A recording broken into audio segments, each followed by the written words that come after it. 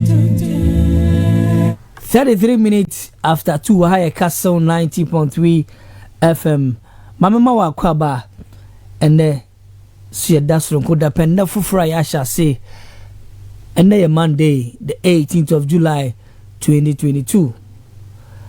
Ewe abre yenda nyankopa na se ewo da mabre mpempe so zi hinedu ewo July busumi mu Sunday bebre no bono fonoze ohyehyei ewe abre hwe Kenya sonko osoro sonko a oye ejekumuwa na ne dom was a brand.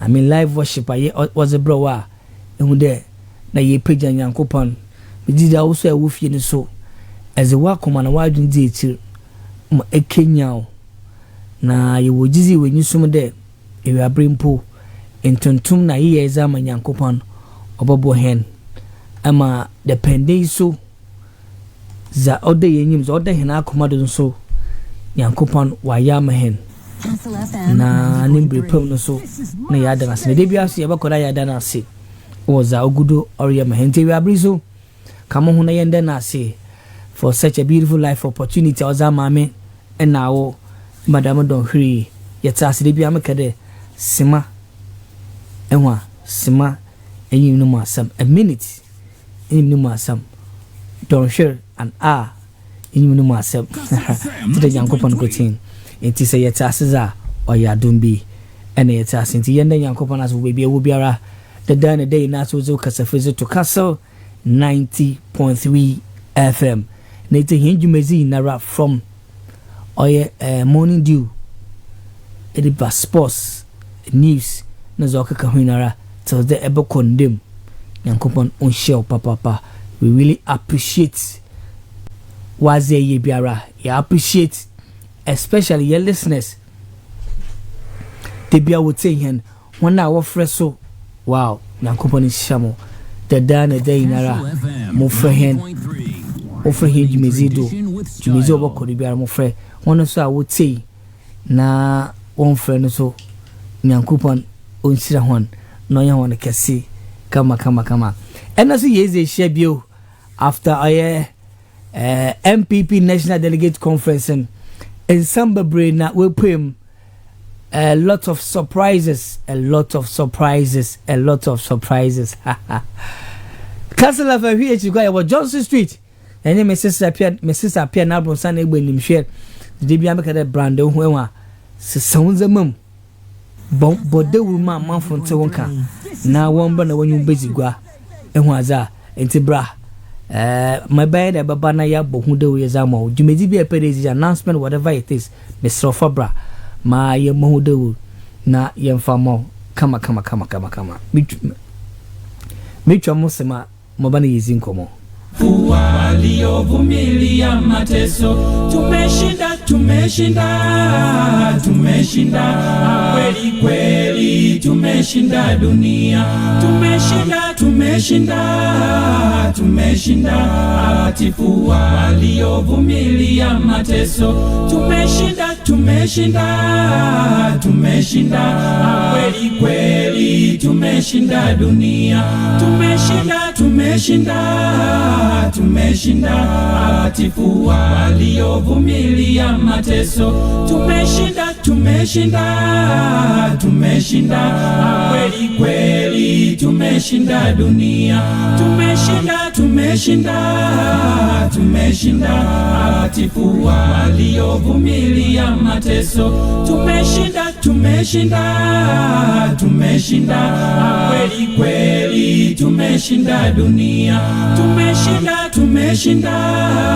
tumeshinda atifu waliovumilia mamema wako ababio haya castle 90.3 FM 37 minutes after 2 ana manu gudo American for ye bia bo castle FM yechiri kon na fei baba na yezigwa enti bra ma yembo wudo yemfa mo kama castle FM yo Johnson Street hone bo hunyere ben metro assembly no ehwa yes enti botum afre pade ba na yezigwa yebo wudwuma hu dawu yezema wa 0244 406 500 0244 406 500 from painful na fe nsambise bi epede bisa kwan epede for there baba ma yezi gwan ehwa ya bo hodwuma no de we zamon fabro sana hen kasa free bi amakade yekwichi araye eko ekita Android phone number www.castle90.3 Bocastle 90.3 ko Play Store ehwa kita Android phone kama ko Play Store na Facebook Castle 90.3 obaba na ituma download bibia na biara ebutum na etihen na dodowa so weti kama temreke say ko www.castlefmonline.com na tihen. The show is live on Facebook. You stream it live on Facebook, YouTube, and Instagram. Na for Twitter ni na we are live. Enti brana yenzin komo for wadwen chefa hobra. But echo search engine do na bo castle ni K enwa castle ni K but K na fe fazoto dem chado 90.3 na fe for wadwen chefa hobra na yenzin komo over the weekend see when more kodo MPP National Delegate Conference. Them in American a lot of surprises na we pay ma he busy home komo. If you want anyone that if you want name that definitely it will happen. If you want anyone that kwando besi amide ne menyu that kwando bi ha special chairmanship position him that definitely Stephen Ayensu Stephen Ayensu is going to win or we need to massively if margin na in fact na surprise the crow mo o tede medun ho amentase oye Ura John Bodu the general secretary. In fact a very me tede and Sir John, the late Sir John kind know the late Sir John fear delegate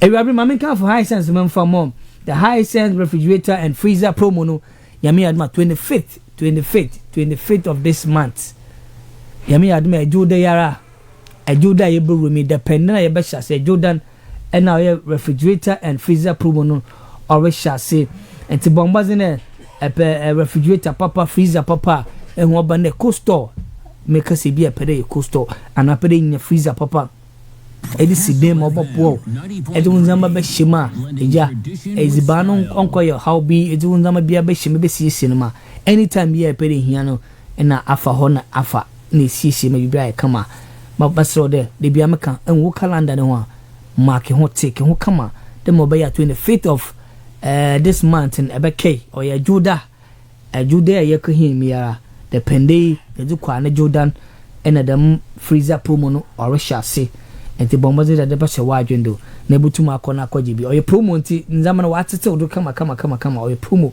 nti watete odo onye today normal prices are for the gen so you know the high sense one nzama one prices or the phone very affordable enwa 5 years warranty it one nzama na 5 years so infie numechi na sana enwa hobby ba ho a infie numechi nkura na ekọ no hobby wo ho a ekọ obeye wazamo kama inti bombazin that when you be chilling ho na fe bibera ay kama ewo ho from one home to fredo promo no record from this time and from 25th out of 5th August na promo no obokoda na ozbowie from painful 0302 550000 0302 550000 na fe you want to nkomo na bibia ba come high sense promo no 25th ebotum na onnechi no so ekwo showrooms ni nara especially monkey sim edu na chewo monkey sim en krakwante pono do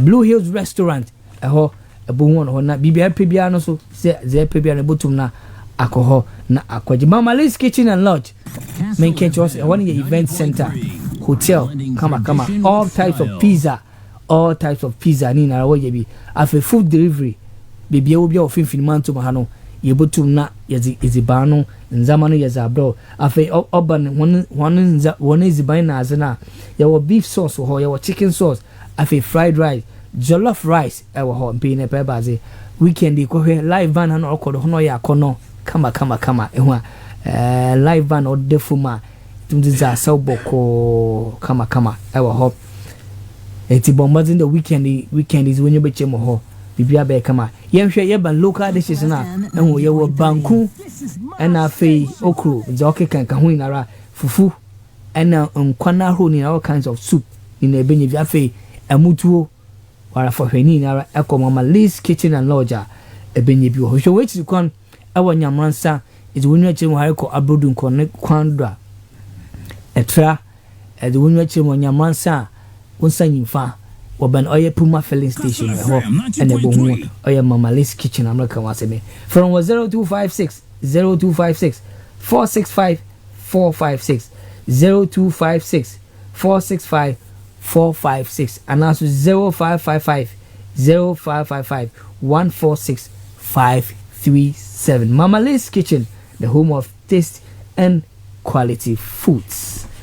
And paying per abanaze me go da make care there a dan no esinehwa right mama ndin kan for we ntwuma wansana mama kan for your mama MJ Grand Hotel yeah MJ Grand Hotel na me kan for Zama over the weekend share MPP for Juliza was in ara doma was when you check mama MJ Grand Hotel no a dancer was in oya kono enti ha nezi when you check one krana be kra American for Zama wa facilities all one ya kono be the sports gym swimming pool afi conference room sa ehwa obotum de djuma hall meetings a hall na e bi o afi classic suite ho kama bar and restaurant or serve local and continental or MG Grand Hotel you which you can what number 460 Abochiman Street or East Legon Accra and Kana some that make a honorable one Obanebia inchechemu bi ana pay bookings and reservation for 0302 544 212 0302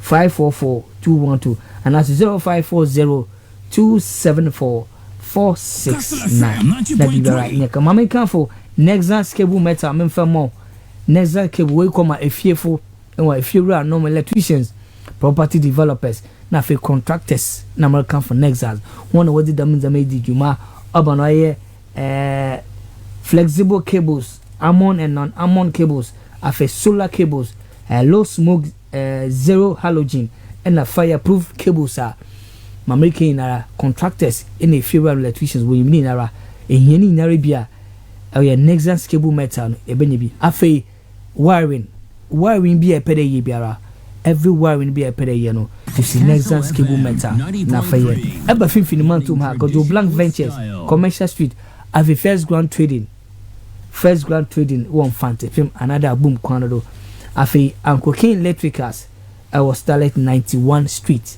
Uncle King Electricals Starlight 91 Street afi Coastlight Ventures our Apiazi and Hamza Electricals so it's the from 0544 349 855 0544 349 855 na bibiara boko izamo weekends in the so weekend no be odawa isi mi jafin manto so weekends no obey odawa on our royal weekend hangout our Ridge Royal every weekend biya no if only a pere enjoy weekend nza and as a phone you chemo Ridge Royal or weekend hangout and kono from Friday in Yibir in the bottom na as when you chemo ho oba ne bia local matches and now foreign matches we record live matches be recording so ekowa e bottom na juna chem Friday no enwa Friday evening no with your body or say family pay keke oba family pay keke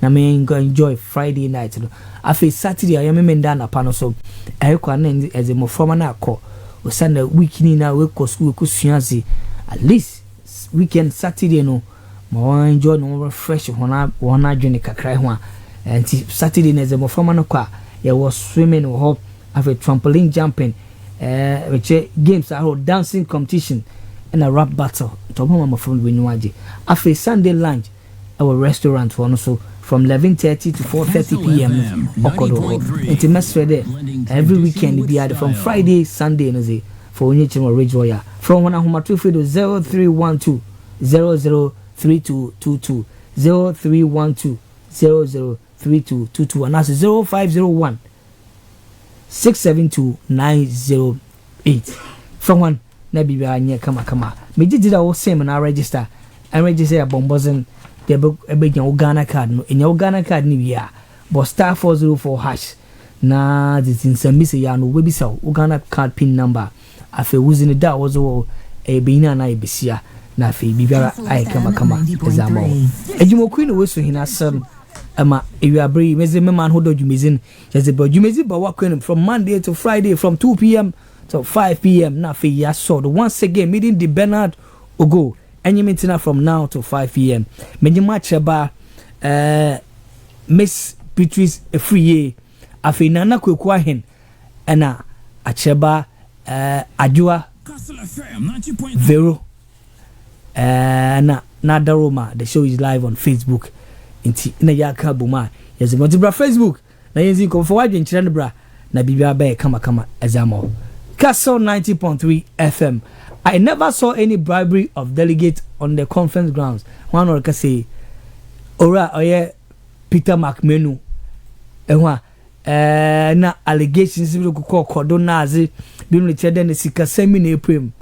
The chairman of the NPP National Elections Committee ora Peter McMenu say one in summer was go form and na kokobo was the board delegating when who the sika sembiara apoe ho de bia sika bi jiwe na dabi anezo no na nkasa zunu to form when who de bia de mama foreka na ne ho nsem that when who de bia bibi dam okodo ho nti after this time one national delegate in the conference na wakwane bibiara akototi kama wana wodi nkunyem wakasa oye owura intim Stephen intim wakasa kama but the kra oye meyi I am surprised kakra do o say yes why a crowd there onye party be yiduma obosom oye owura Stephen Asamoboatin osimesini nara ozatu wiche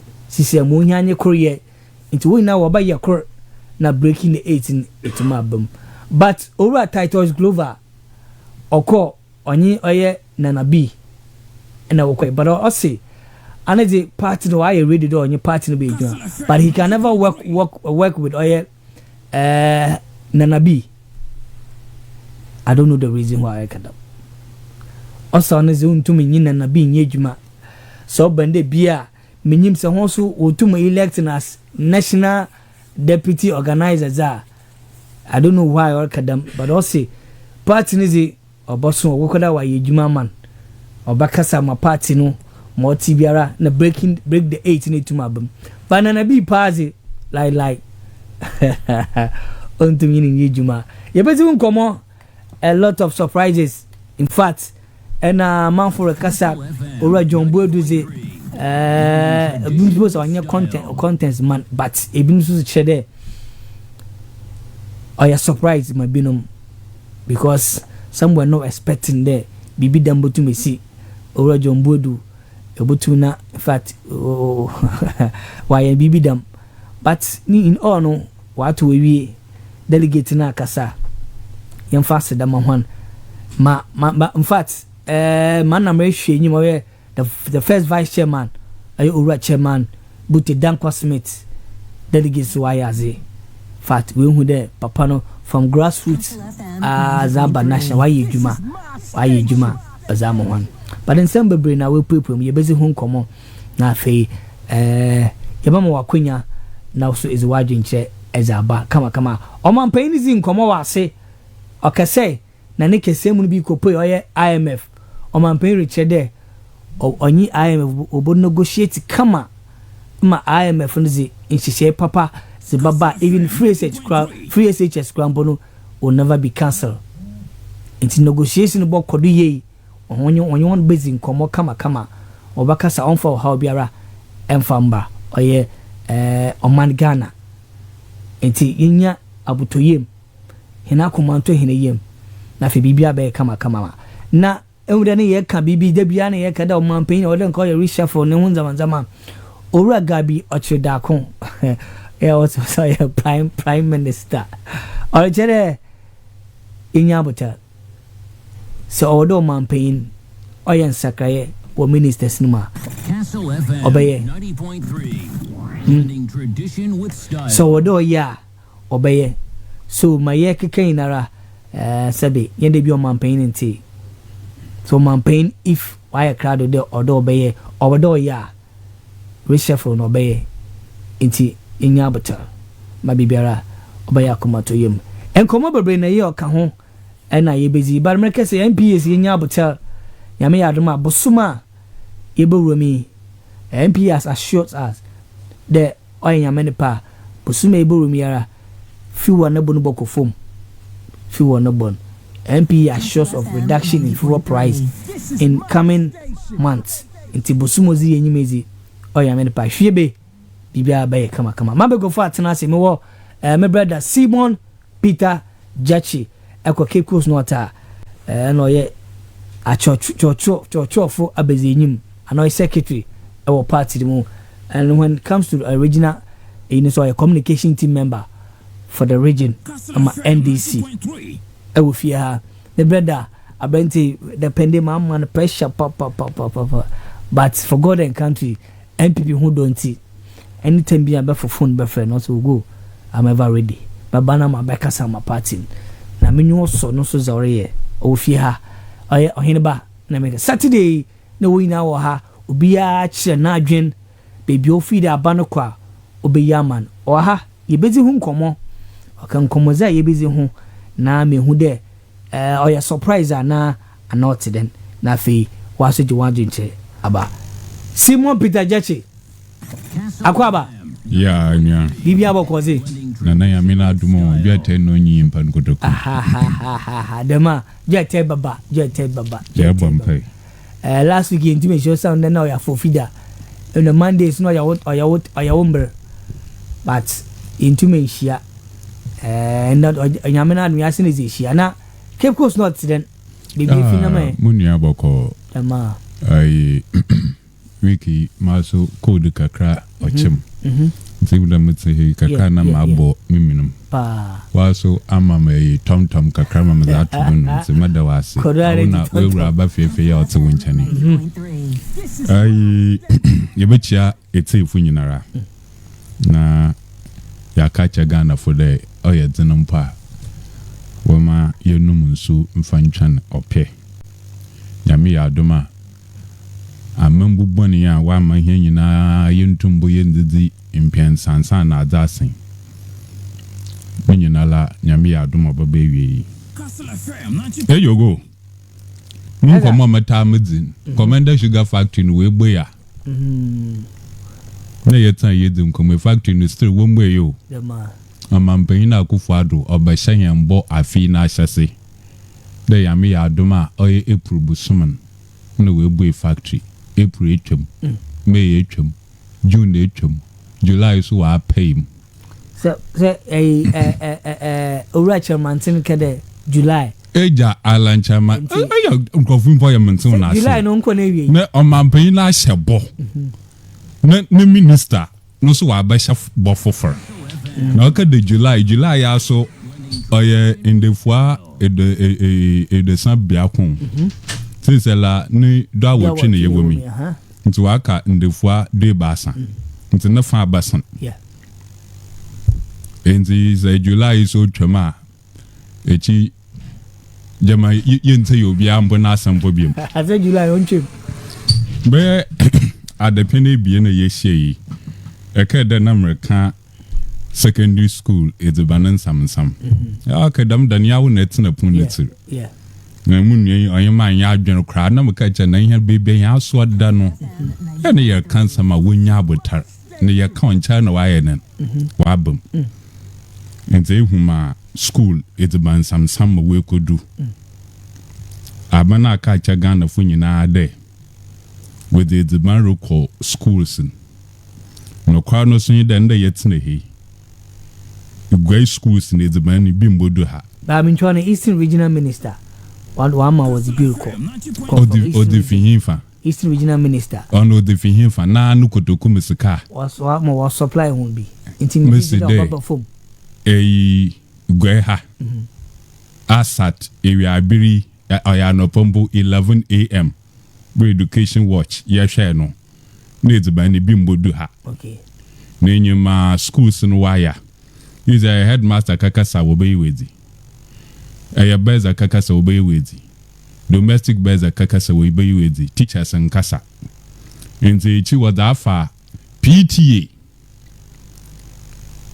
no sunda na labani bayin wegun o sande enkano na nche waji PTA dues ne PTA odi ye dwumedza ahuru wo school no dem PTA dues ye da ni wosi wontwam but parents na la wa afa kwan bi da nwanka se wa levy won ho nche hu nti Cape Coast school si binum abatan wotia 200 cedis binum abatan wotia 500 binum so wa yende ma ebotum biala no fabra na all students ahuru no nso won so work kan won ho a wo bobo andama no at the Sade College day by next week you have the truck load of food items you have by the Sade coming from the old students ihan ya IPB achirafo ya sa ya peda nkrofo wo hu da ya show boys that the Sade old students ya by hanzi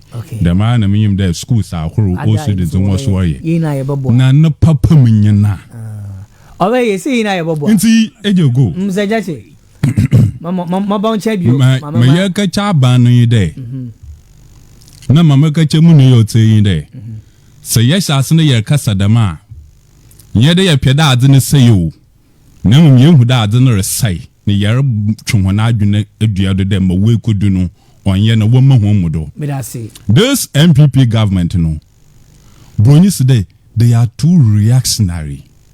No, they bibin de ye na sa ereka ahobrase na sabi yansa wada wada to no wote na wotu ha na mano wonte buna washa na wari ya pere ejogo eda no be adapiane basan bi mekan san bi wa ha, and that story was coming from a particular school.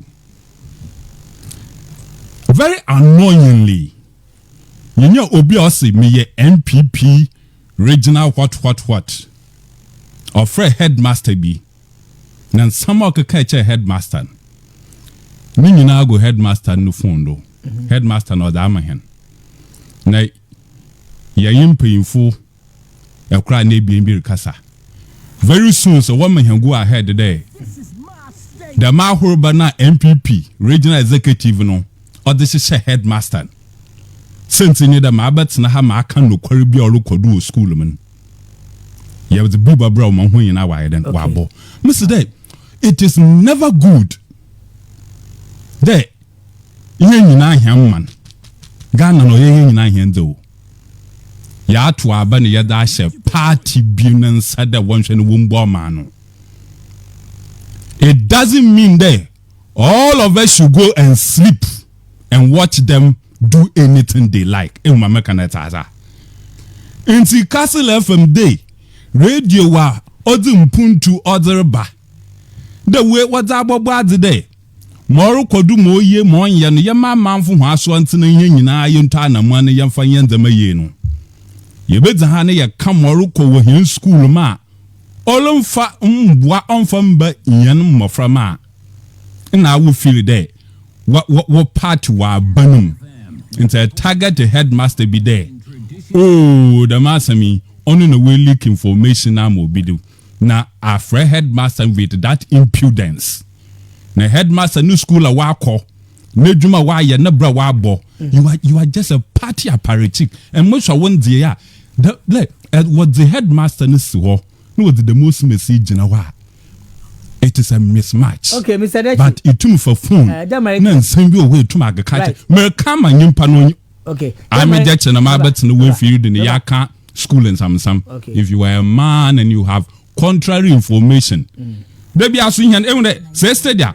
And some of the the following week or trend. Okay. Because in Yafa source Morocco do schools in the central region. They give us the information. Okay. Inta we nhwe dem. Nti ye ni nyina ye da aboa.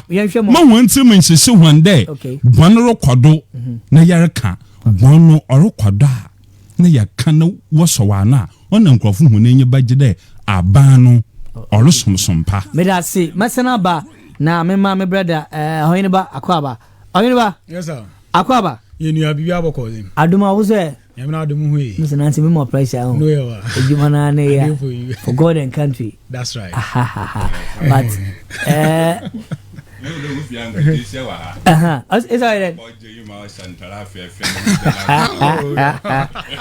but Mr. Jason obodo kan bibio man kasa no ka obodo kan bibi de bi ai o party for power ntino ye but don't know one kasa gentle one kasa always na you always look fresh adase baby afi boko chale yamna adum keye boko bibi aboko emiasi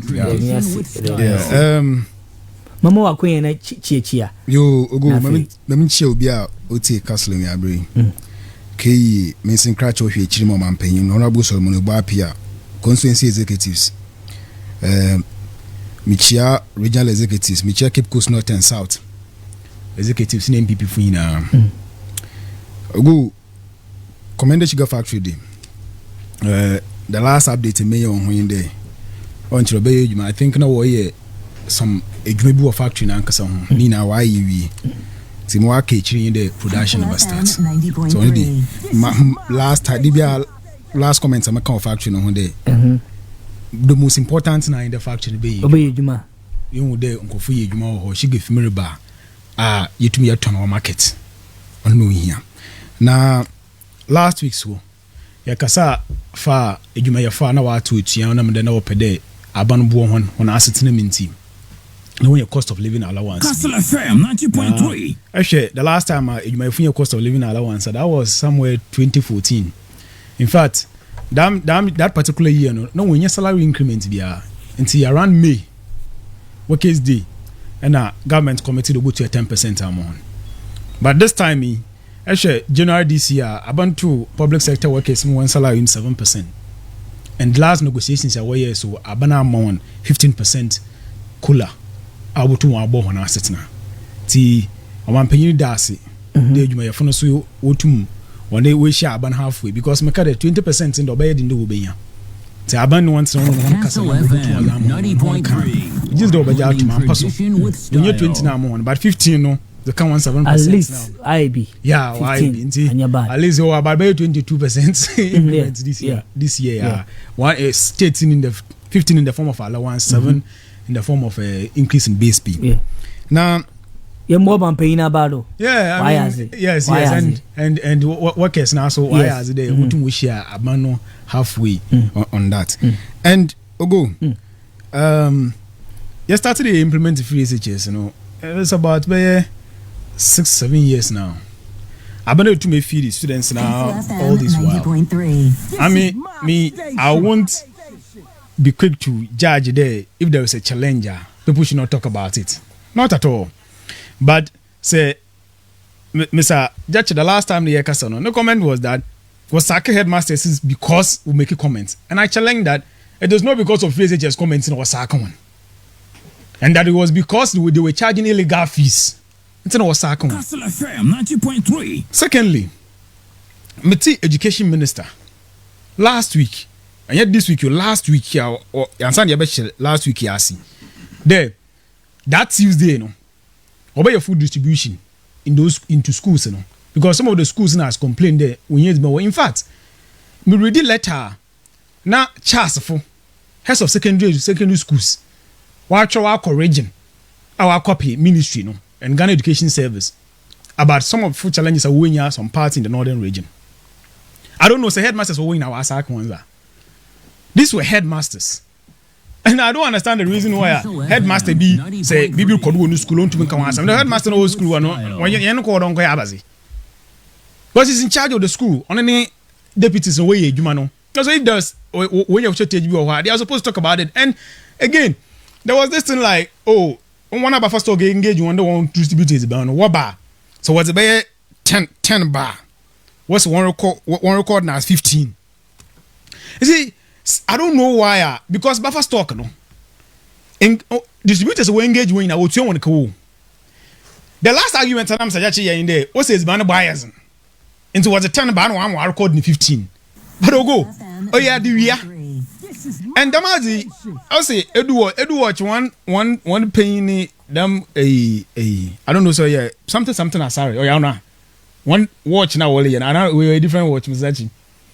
Because are you on now I remember last time I watched there then said the mazi yeah do see on I do we after that matrons na we go phone is man school age man walk on park go call me kon because say obi engage you to distribute is bank baby na so waka cho there is on mo bag mo 100 cedis na so mo wa atuma ene obi we engage you na ene tell no way negotiations na price no what more so that it may distribute but say it's banko na we invoice na omo tro there at the 10 aba what at the 10 aba at the 15 aba I bet 10 bear it we aban and then you had that this is not something already ko beza task dey we aban na do obi task because me sure that man akra to be $1 baka there e bia say e criticize there distributors no we dey ban ne ba no more than what ba no what the kete ba no was yan record ne kesa aban baka there you are fighting against VSHS how because I identify though be distribute below numbers no knowledge is for it no you are actually supporting government in so no attack on VSHS na him so I mean me who baby or ofi whatever region for instance I can want some there it's Barco I don't know for sure for central region but whichever region I can want some it was a year education minister can last week Tuesday no what started the way distribution to various schools you know and you know, of course in fact program here started you know I mean go the challenges are na you some of them sometimes oh yeah baby a students but that gradually in the CCR on the students we got there okay who matrix we no be the part you be them be classrooms no has some first no na almost a class in there be we achiche me and double tag you ko but gradually you face ni in out the thing is that gradually you be challenges beat them so there sometimes one days banana even time you go school and you school fees no e bon da ka kam ya mako bon days banana started all short school nti akodan ntem years beninzi. And so these some of these challenges, you know, him do about the most important thing is that it's Benzi. We don't know what school win the obutu wa bibia because come to our when you ba home pu into me yashi. Na ntem ho baba yan kwatwana na ye it bana command san afi yo baka sanwansa it's bana ba it's one item and I know there perishable goods no one more schools na ask na was to and other ones no one bafa was supply. It's a challenge be the man. I mean, I can't answer my one or catch there. You are fighting government because your expectation is that you run a program from base. Say you tell my phone school fees no yet beninza. A school fees in your tell because when you have my temple with this yard. And I can't answer you are not fighting the policy. But I can't for that can. I don't know. Say actually, I build somebody can impugn no. I say I go the Americans and I some point them not see. All the people can question it. So on the go on the problem. But do you also know there?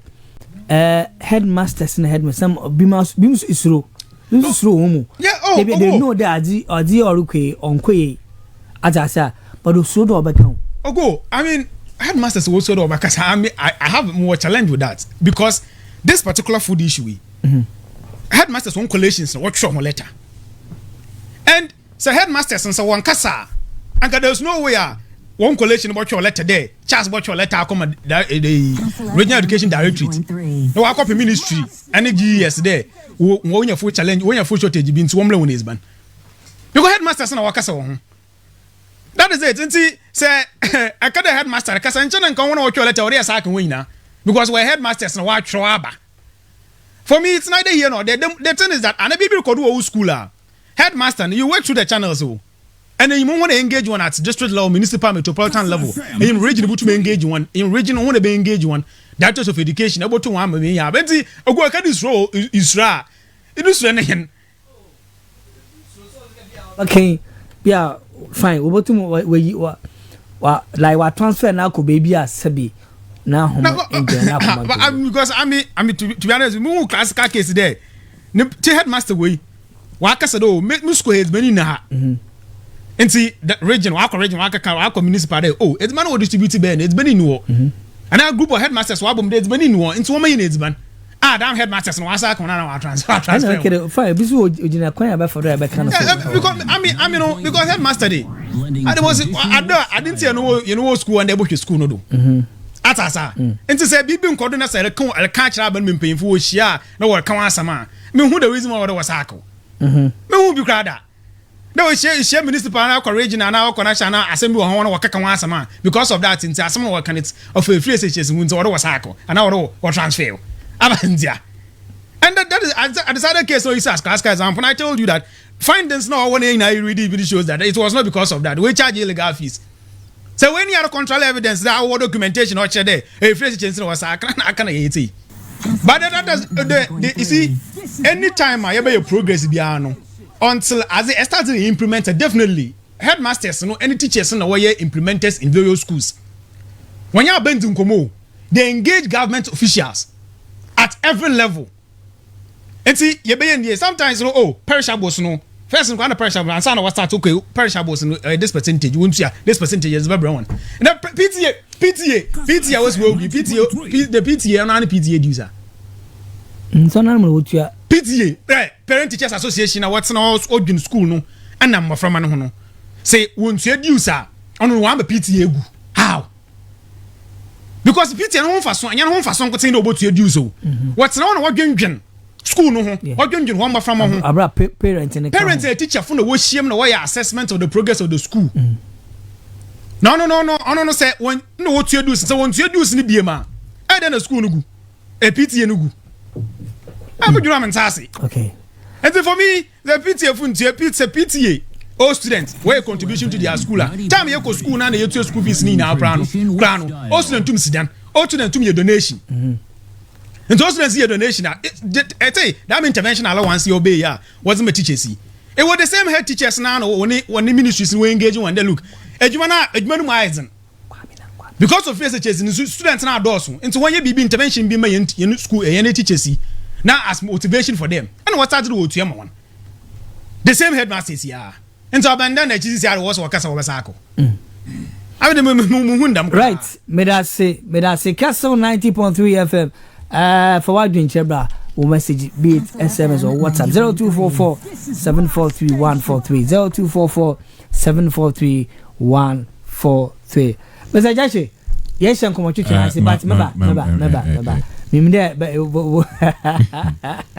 obibi abaka but mama fein chana we are just 2 minutes bina kana fe yenshen komochuchu na asin over the weekend the MPP National Delegate Conference in Obado FM 90.3 wo assessment on za okodwi obi bakade aja executives are working ye ho no or the humbi and all the Slobia ma NEC party nana.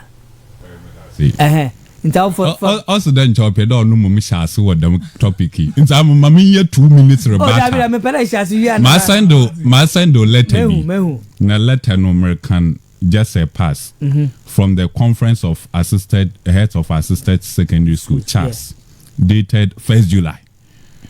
A condemn paragraph last but one. Also, the few suppliers who agreed to supply give underweight bags to the schools. The last but one paragraph. The previous paragraph, not the suppliers have refused to supply. No, but the next paragraph, not the few suppliers who agreed to supply give underweight bags to the schools. For instance, instead of 100 kilogram, suppliers give 50 kilograms and 60 kilograms to the schools, complaining of low prices paid by the National Food Buffer Stock Companies. Headmasters na working you. The M1 instead the danger was the 100 kg no. What was the 60 kg no was then was Abba. Now, Anchor, me I could be send a message. Also, who is that man making noise? Is he a teacher? No, he is just a student. Mama can't some chill. I don't know more. I bring to be nizin. That's some robo nizin. Okay, teacher. Oh no, yes, free SHS regional coordinator. Okay. No office for regional coordinating council. Our MPP go and tell him that the headmasters and the bearers and the domestic bearers, what's there?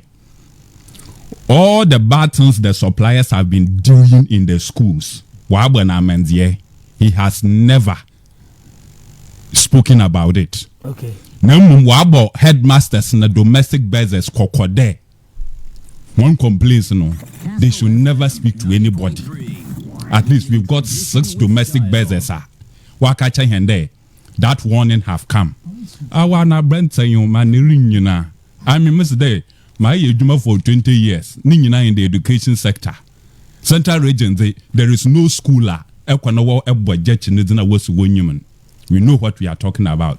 Party na wasmo nti bi egutuma abatan na akado onya no kwala onya no kwala obielo ye teacher yin ano ye ejuma organic education service or your auditor or your accountant or your teacher or your headmaster or your domestic bazaar. They know what we are talking about. It will not take a party apparatchik to sit down here and deny what we are saying. Uncle Miantiado. Yababo MB before one abado. Okay. There no a weekend ni we tumina we kishim na we impemfa wo bedi party na name. Onye ejuma odefum. Nti se we tum wa asase wa asa we de ekowia. Oh there yabo wana abado. Na Castle FM so. Afi wan yende me dan wo ye no. Dan am about 2 weeks ago no me catch one day. When your campaign one fan support Eja Dankwa Smith or your booty. Sanda do fear then. Oh ye. Na me catch one day kurubi na ncha me pian. Huma yen ye more fine chan. But this time round we ye juma Eja Dankwa Smith or ye. Ni na ye ba manyame pen o ye. Oh akunu wa yen ye. Akunu wa yen kra. Manyame pen o ye. Ntino aye. Right. Ya no aye mu wedum. Nti ehwe impemfa wo fi finfin manto ma wo kagina amemi ndc. Okay. There is no way MPP for you when you elect a leaders mba ka ho. Na mum say wo kwana musumu krominyi oka ho a ina me hu dey wan anya adini bi ba kafie. Hu dey central region was the chairman cry, was the vice chairman cry. Na wo general secretary. I am only disappointed in MPP for wo finfin manto ma ha wo to aba no wankan. Would zi finfin manto ma ha more, and I will tell you why. Okay. Eja Jombu Edu ofi Asinfosu general secretary. Na central region for to aba. Womu 233 what 2 yeman. 162 what 2 itian. 233 what 2 yeman. 162 what 2 itian. Yeah, percentage no man muya na za amam na mzatuga. Mokita wonsim. The chief executive officer of the party. Okay. Na humo kwa nti yi woko sunugum etamaka na asa. When Waka nzama truka. No aba betantina ha. No politics na wayen. Wompeda adze befie. Im gwasufu when you aton. On here ba awu na wumpanyimfo na one to man kan chan krofo de wonko to ma Jombu Edu nu na when you aton. Ya me hu wan ho. We could je mama adwenja baza. Pirado for briefing no 1 year na wo so fie ye dam na wayen. Akwa na cash we bu osoro wan. E ka je cash na chia wonsa. Owura Peter McMenu waka so sika bi empem. Ono si wenhu sika. Na nya so yenhu sika mreba kodo aja mam nyema nsam mfima no. Ma meteo. Eja samu abuatin. Wakasa. The first time ehu de papa no wini no ono wa company num. Nti megide de say odo ye din kakra. Before the election, Okasai, I wasn't happy. But Okasai no so no kwai no kan. Osanda what she said there Congress no obasha say me menda no pa 9 o'clock. If you agree 3 o'clock and sound what she say. As I'm about today, Otia 400 cedis. Or the ma each delegate the one fan TNT, one fan rankan. 4 million, obi atu 4 million. Time was saying up at 9 o'clock, or do wash out the nasa. Mpinfu ye kukulala. Inyama adoma kukulala delay no bena. We kwana ma Steven and Tim. Uhunda sabi etia 400 and Steven Tim utia 1000.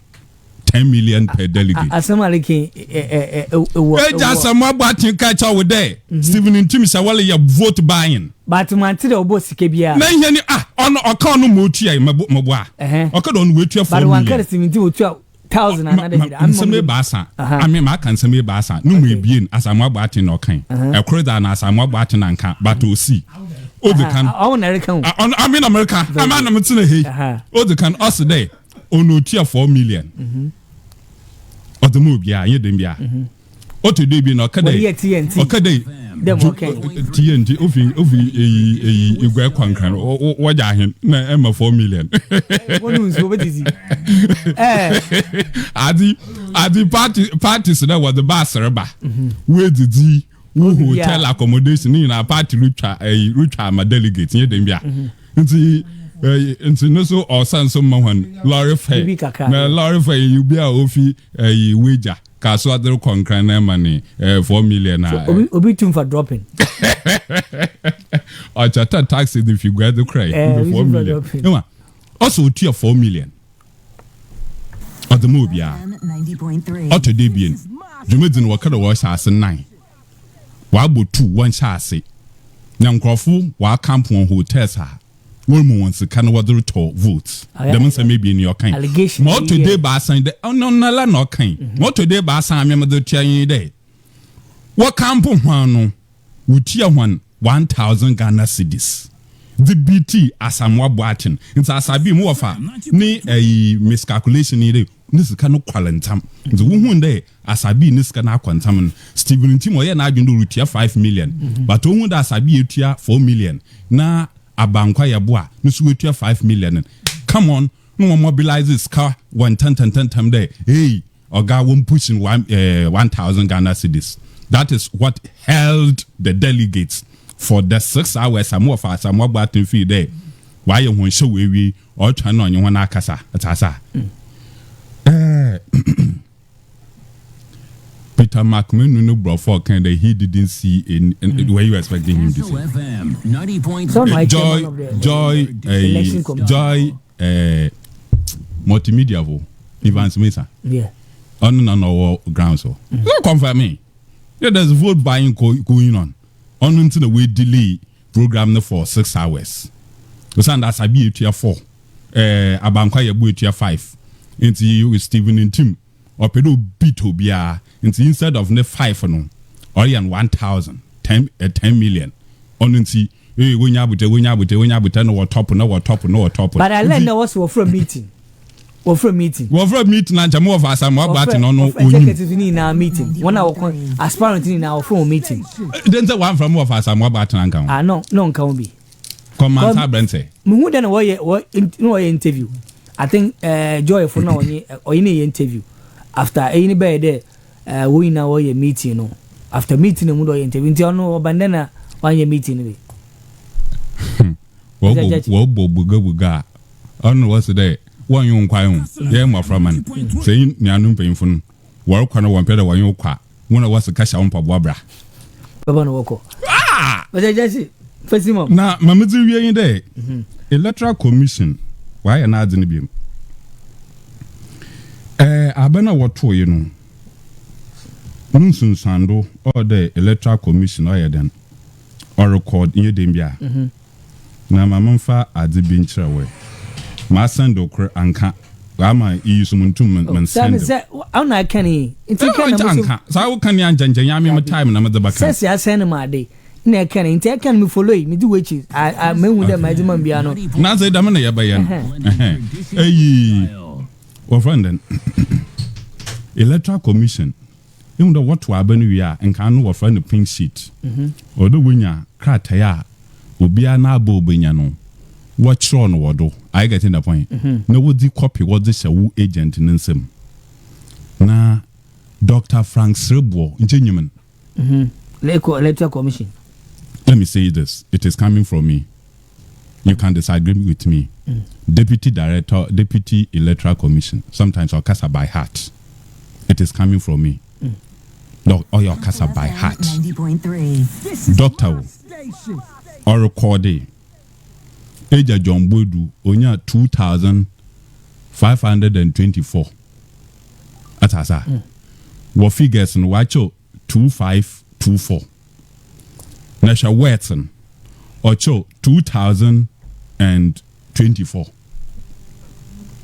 2524 wacho the figures na wetin wacho 2024 500 number iye dalagana okoro du 2020 elections no mu na ne yakade enkrofo yakufo ado odun ne nyabotel makasa na abakasa olo pindodo onkase enkwa wegwam nyabotel ensani no fi mu wana oba wuso nkwa wegwam ye kasa you have 2 minutes kasa krachnya okita doctorate degree na wase chrobrofo na chodam brofo idiguo 2524 na cho 2024 but the figures were correct.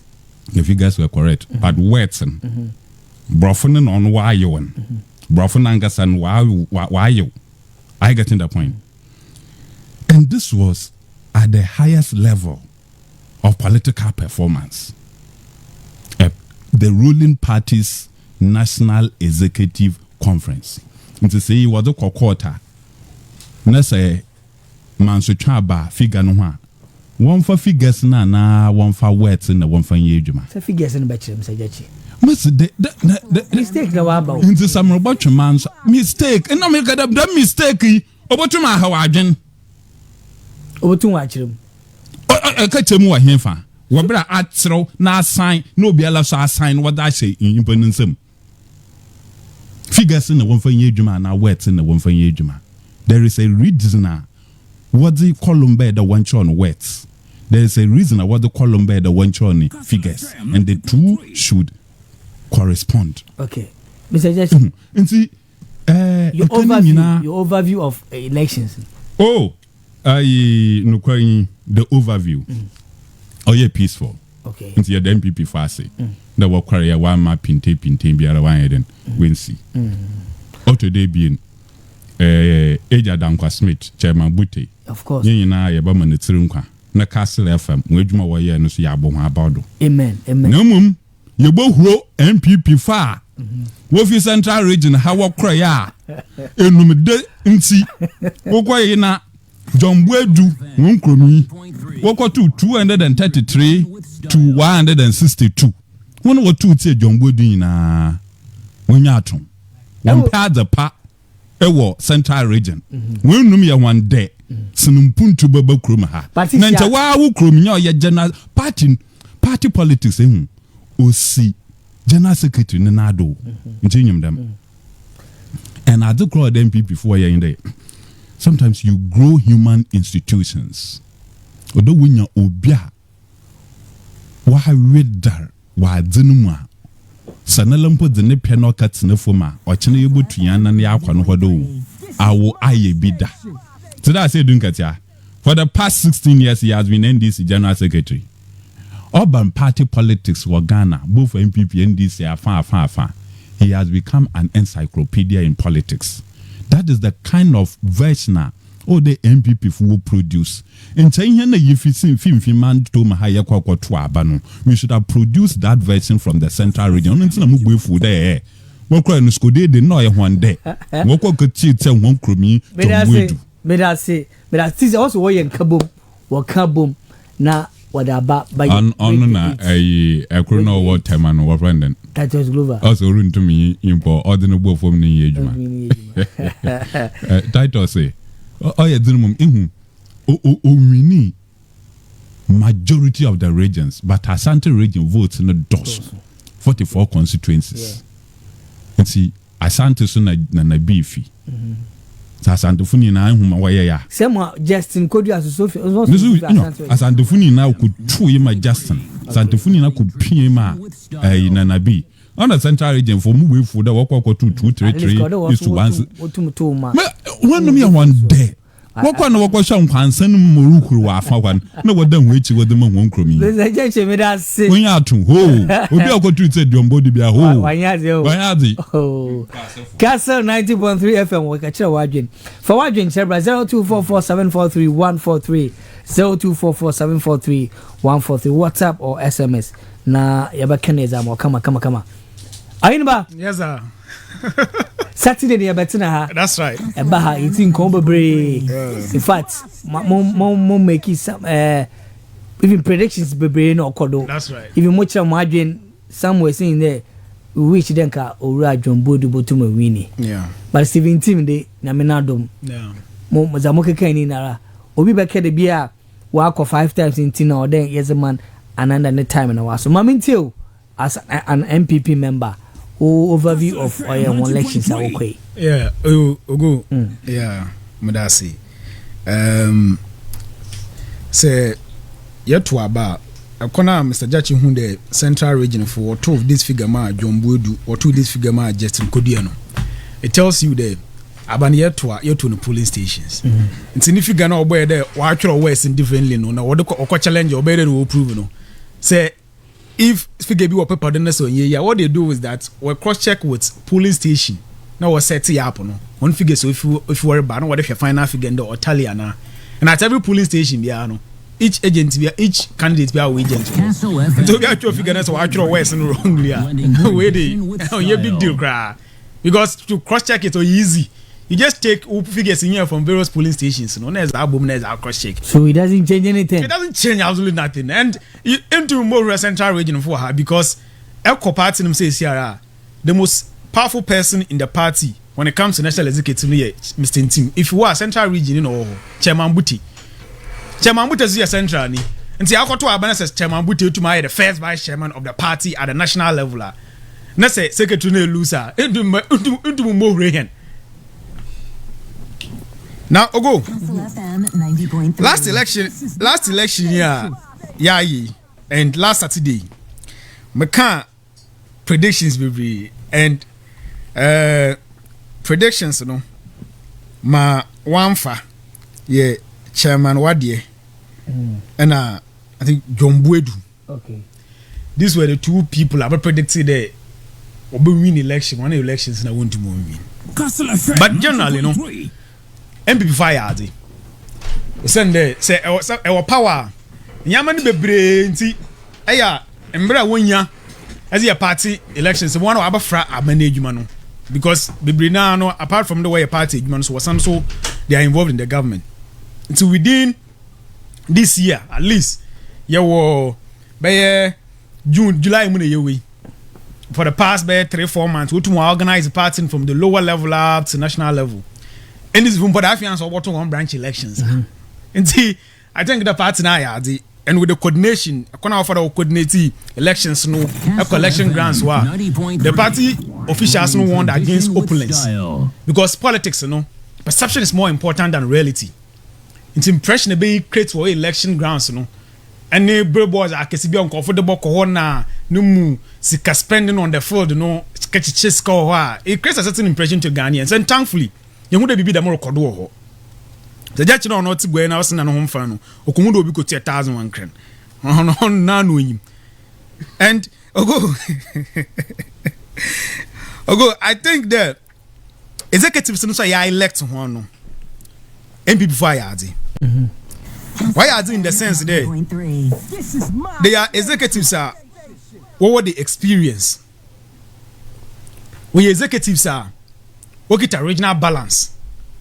Executives are when it comes to regional your region balance because say earlier national politics are even constitution neka appointment be no I would consider ethnic balance, region balance, gender balance and look at this executives here we are. For instance, urban religion party chairman Mafia Efa best beat there Salam Mustafa Aziz Futa Alhaji Masaudu Weta Talata Asubaire about 4 executives elected now 10 1 4 were Muslims. Okay. And Esha Ghana Hakrana Christians you about 70% Christians and the nkafuni ye Muslims and other regions no nti etum form a party executives are 40% of it in here Muslims are about 60% elected officials and Christians are that religion balance. Secondly, say actually various regions now. Chairman in team, for instance, or President Bono East, Bono Ahafo region, Chairman Buti, Central region, Madam Talata, Alhaji Masaudu, Upper East, Upper West. Say actually bit than an abi ni Justin Kodia, Ashanti region, actually Salam Mustafa, Northern region, actually Aziz Futa, Greater Accra region, actually Dr. Jamana, Nasaka Krifi Central region, Papa Fi, AAK. But now such a Ashanti region pa. Nti enu there broadly no. Actually of northern region crisis there was Savannah or northern region or northeast. Salam Mustafa represents that block no. Nti actually regional balance no so largely no yetum ya cover. Nti I think the ye executive say in terms of experience Mr. Ntim since 2004 he has been part of party national campaign team till 2016. In fact, a national councillor on a BA, one regional rep or a national council, which is the second highest decision body of the party. Actually, Mr. Ntima, now so why a first vice chairman da? And see, urban experience now. Why a party you my medal bet and now the campaign 2014 for primaries no yeah now the coordinator or medal bet no eba party office wa a yen Ashanti BA wala original finance committee no ka ho and conflict resolution committee no BA no one chairman I say some want to be about party ni ma no hwama worries of it's in there why you juma at national level as first vice why you juma at region why you juma as part of the second most powerful council in the party in there he has the experience chairman Bucha for instance central regional had 3-time central regional chairman why you juma party man kasa and time or war I think 2000 elections yes, but power no. NPP had about 40-something%, but Chairman Buti any time. The first about 2002, the first election, only about 58%. And so why you juma for 3 terms for 12 years. We experience Madam Rita Asobaire on a day. He has been part of the NPP campaign team from 92 till date. And also a first vice, the last executive CRT, so I'll be a second vice. If you beat then an Abuachi and Samuel Oku as youth organizer. No in charge of operations and watching also no youth organizer na san also no abaye organizing actually Aziz Futa ona no na Sarah wasan win actually bit them amike Jemfua why you juma wa Akotia police station for 10 years obey Akotia constituency women organizer for 8 years obey a deputy women organizer national and san also na women organizer wasan we repeat nti no so no more experience actually Dr. Jamna Okot treasurer for instance now why a director for finance and administration at the party headquarters da. And so in parts, Kesem, I don't know why he has some experience at the national level. Actually, Salam Mustafa, he was a youth organizer deputy. On now, Dominic Diana, where deputies, 2 deputies, and so also why you at the national level, Echo office or the vice president, on a director in charge of programs for her. And so he has the experience to work. Actually, Justin Kodia won't win contest now. For instance, why a deputy youth organizer or Ashanti region? Why Ashanti regional youth organizer? In fact, 2008 election coalition team, he was the leader in Ashanti region. Time youth organizer on national youth wing, on the head of legal team, so he has had some national experience and a regional experience. They all bring it on board. And I think the elect executives, when it comes to one background in the party, they have the rich experience about a regional balance. We have it about region balance, a religion balance, and so no. But to my prediction, crowd 1 year John Wedu. Last week I'm a ben. Now my kade party ejumanewa yet team pananyama bebre or politics ma ehunu wo giggle. Yeah. Okay, that one. Because John Ashase wo ablekuma odifi wo okwa national level substantive position deputy communications otum why youth organizer why general secretary acting why the main general secretary Obi Ote last Saturday in he was Obia. I was expecting to win the election, but MPP delegates were sophisticated. When say general secretary, a human or they firm and fair. Say a firm, I had Nalibeti Obinado. Because say, actually, na say what to party nasa. At the end of the day, no, more than Yama for them. A firm, sir. na ebi no medua because akotena asem bi wanko hona afa nti there are sections of young party for now they feel they are not happy with him and there are issue elections na year na 15 regions chairman or supporting obi are supporting Justin Kodiye central regional chairman you see nti about there he had a party support and for me this particular elections are here come and how critical it is, you know. Now me feel there in Korea, but Justin so bring something different on board because say, why you do a party ma since President Kofi time at this level? Why ye? And one CEO.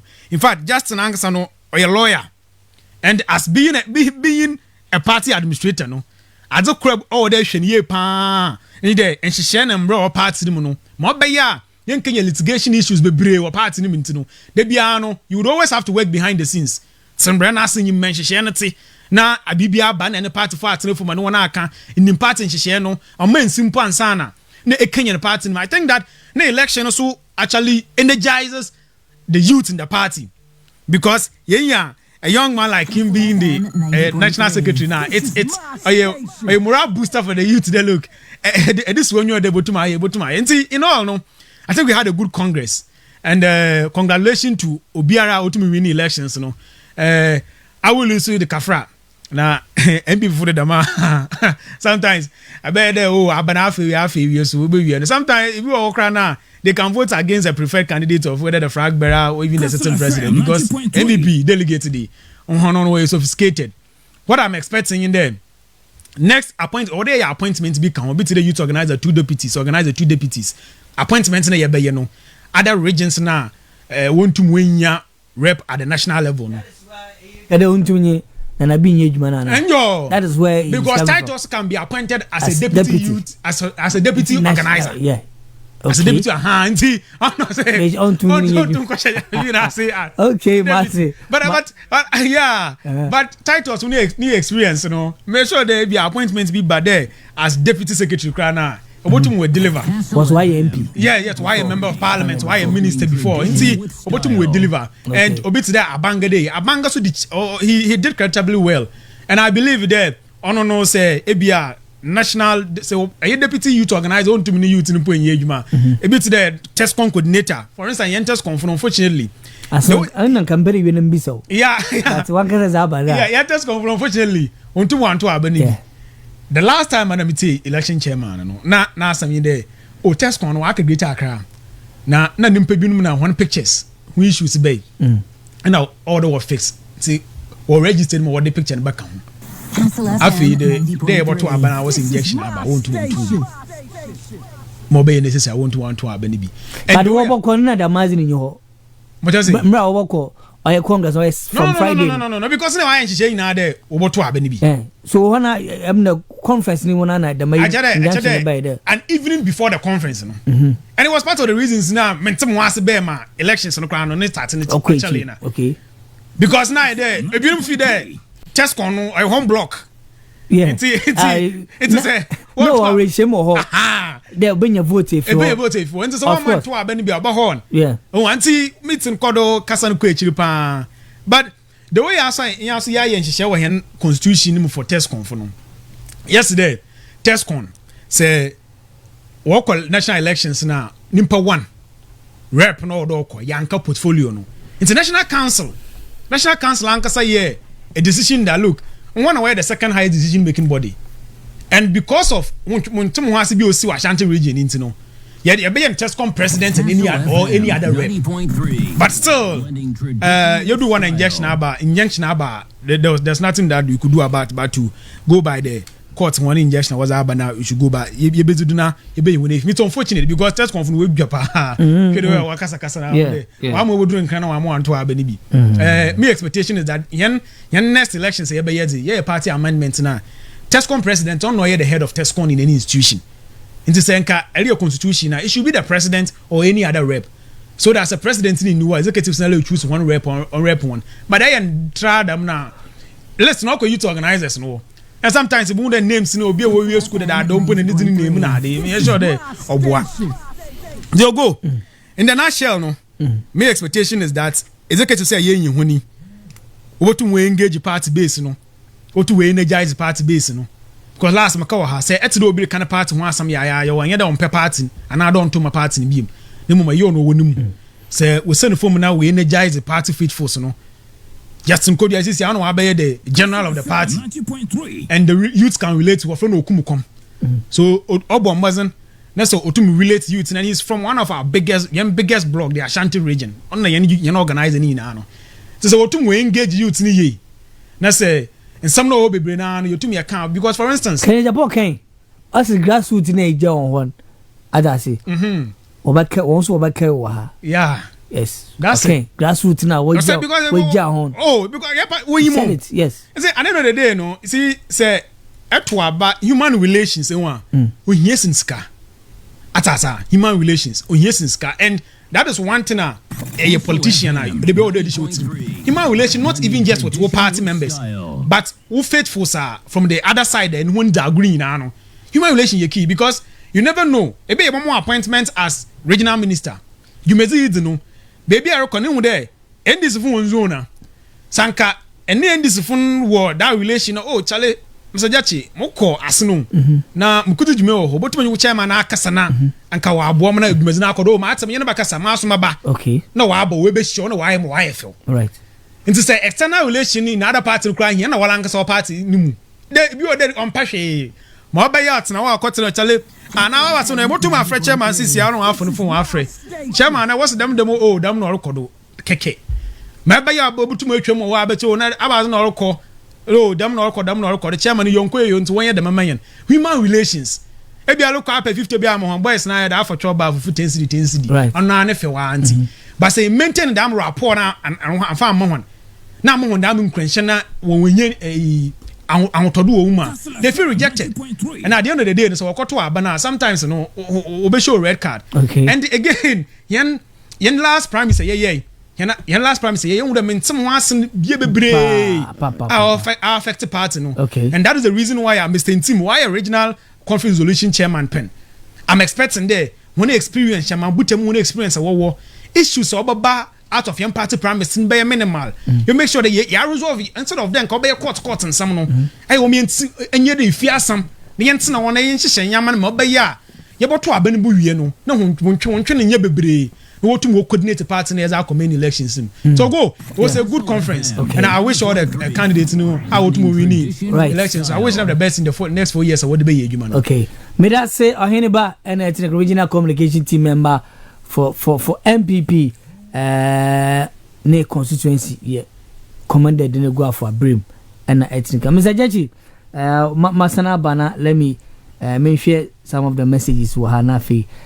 Please tell Mr. Jachi that Central Region wishes to maintain John Boedu, but he shouldn't forget that the NPP as a party does not believe in tribalism, but rather believe in who can do the job. So he should stop blaming the Central Regional Delegate from Central Regional Delegate from Spider Elmina. My greetings goes out to Ohenba. Okay, Spider, yeah, that's it. And I also said, Bashemaba. Plain, Akufo-Addo and his team has lost the object period. My complaint to Honorable Kwamna Minta, the MP, and also Professor Minta of CCTU. Okay, Shemaba, Midasi now also says from Positive Change, Medina, at a time when the nation is being told that we are not getting enough revenue for our development, President Akufo-Addo government has gone to award another source 35 million cedis contract for billboards all over the country in the name of awareness creation for the people to pay tax. Apart from this, dotted all over the country, they have also splashed millions on TV and radio adverts in different languages. Okay, Positive Change, Medina.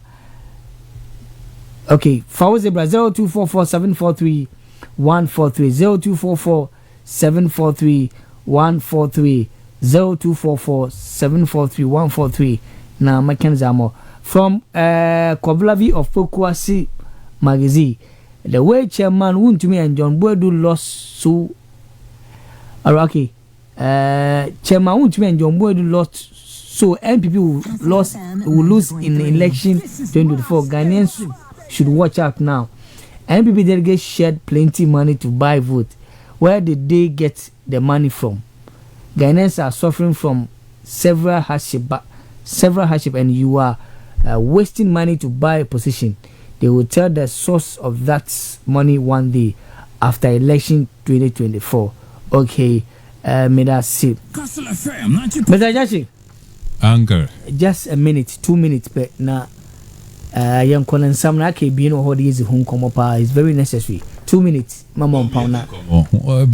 If you have some amazing, my bread to be or send a message there. MPP 1 year tribal catch on the day. Uncle Bisa, Ashanti region votes are here in the water my Justin Kodia. Okay. And compare it to Central region votes are here in the water my John Boadu. No, we on Ashanti region, Kabisa the votes are here in the water man and I be. Don't Kabisa there. Denton and one what to the Mamban was the Madam Crawford who also come from there. Okay. At American answer. Right. May I say, but yet other Mr. So Ohinaba, I don't know if you wish to start again. So let me go back to Ohinaba. Ohinaba on the same issue now. On my pain back as I say, and he said there, Ghana for India regime because he's going to negotiate what kind of paddle concern IMF. Also, on pay from basis here, negotiation Papa no Bokodo, being recorded free city Robochum Nazi, a lot of flashy programmer. Na ye can was some on my pain say.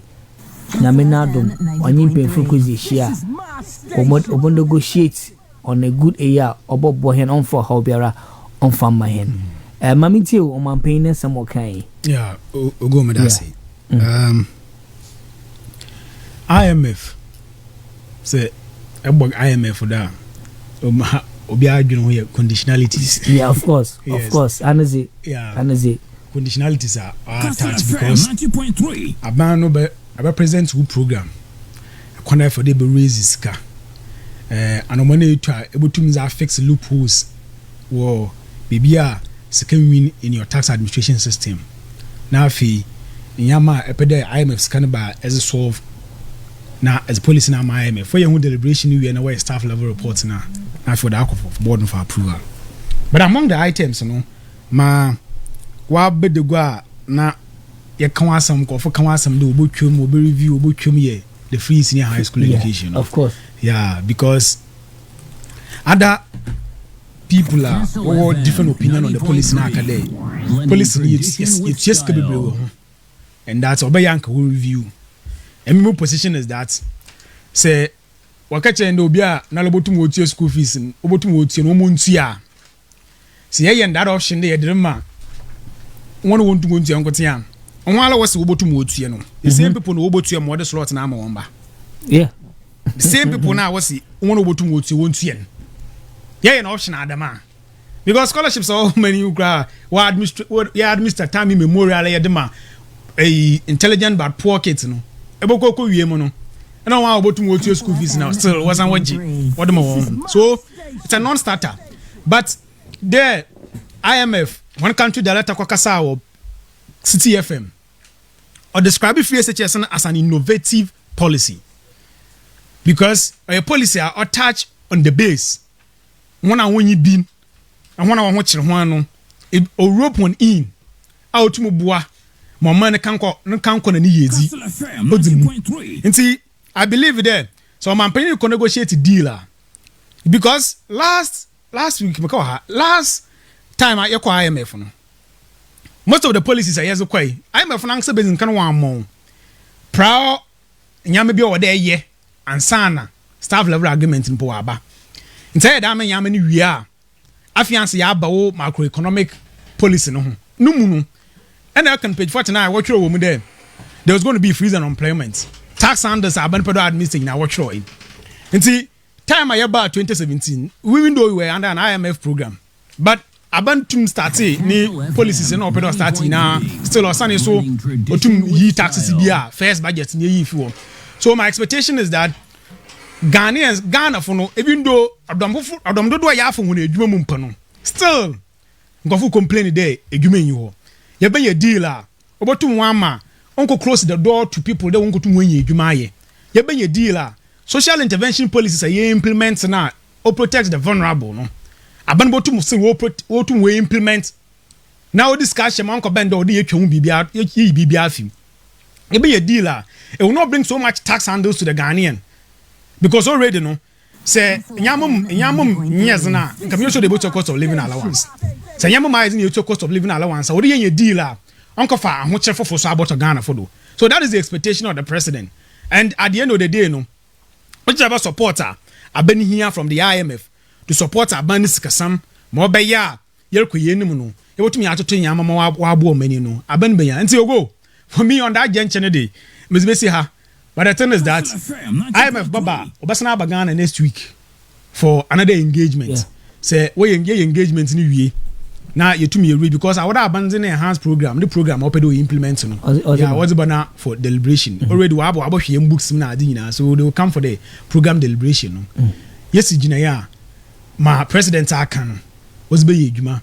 You to me a good dealer. You being scarborough money. Now you protect jobs and other intervention policies or support the vulnerable. Right, me da say ohin ba osasempa itia we utwani tia azamam. Mr. Jachi. Uncle. Na hwende ye. Hey, no then IMF and some you can 5 minutes not. And say no man pay so but negotiate in work on a part of bobo. There man 15 minutes in job kan ni. Also free SHS on cancel. As I say, inti asempa itia. Eja ogo. We utwani tia azamam. Eja ogo. Mama ka samjo. Committee. Odzikan. There, yes, in the P. Near my mom for you now, what's in there? International Monetary Fund, you kuna wafrana IMF no. Onye abeyi fuku.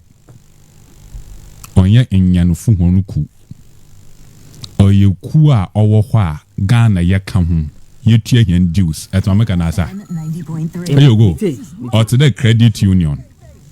Wala ako joining. Bosumbia na afibia etia with dues. I was saying Sira Oma a member of the International Monetary Fund. Ghana, we had good reasons na yako joining IMF. Nzino chede say IMF be papa bia woma. Or da hansa can because afibia yetia hen dues. IMF saying to the waka ye abansam nifien. Only my MPP when they were in opposition, what can I Ghana for? The year 2014, NDC under John Mahama, Oko IMF, one kidi Juma. What can I am woman your task today? Abani biala oboko IMF, not at the Marban Waban. That's what I can answer. Onuntin under ye bijina hey. Them IMF deal ya MPP for work Ghana fu nyina homboefu. Bio Ghana fu homboefu Sunday. Nansa yala. So biala bue na no ka che wondo omanu ni sika saman de ya. Woni ya no yi de. Yimpa no zopo.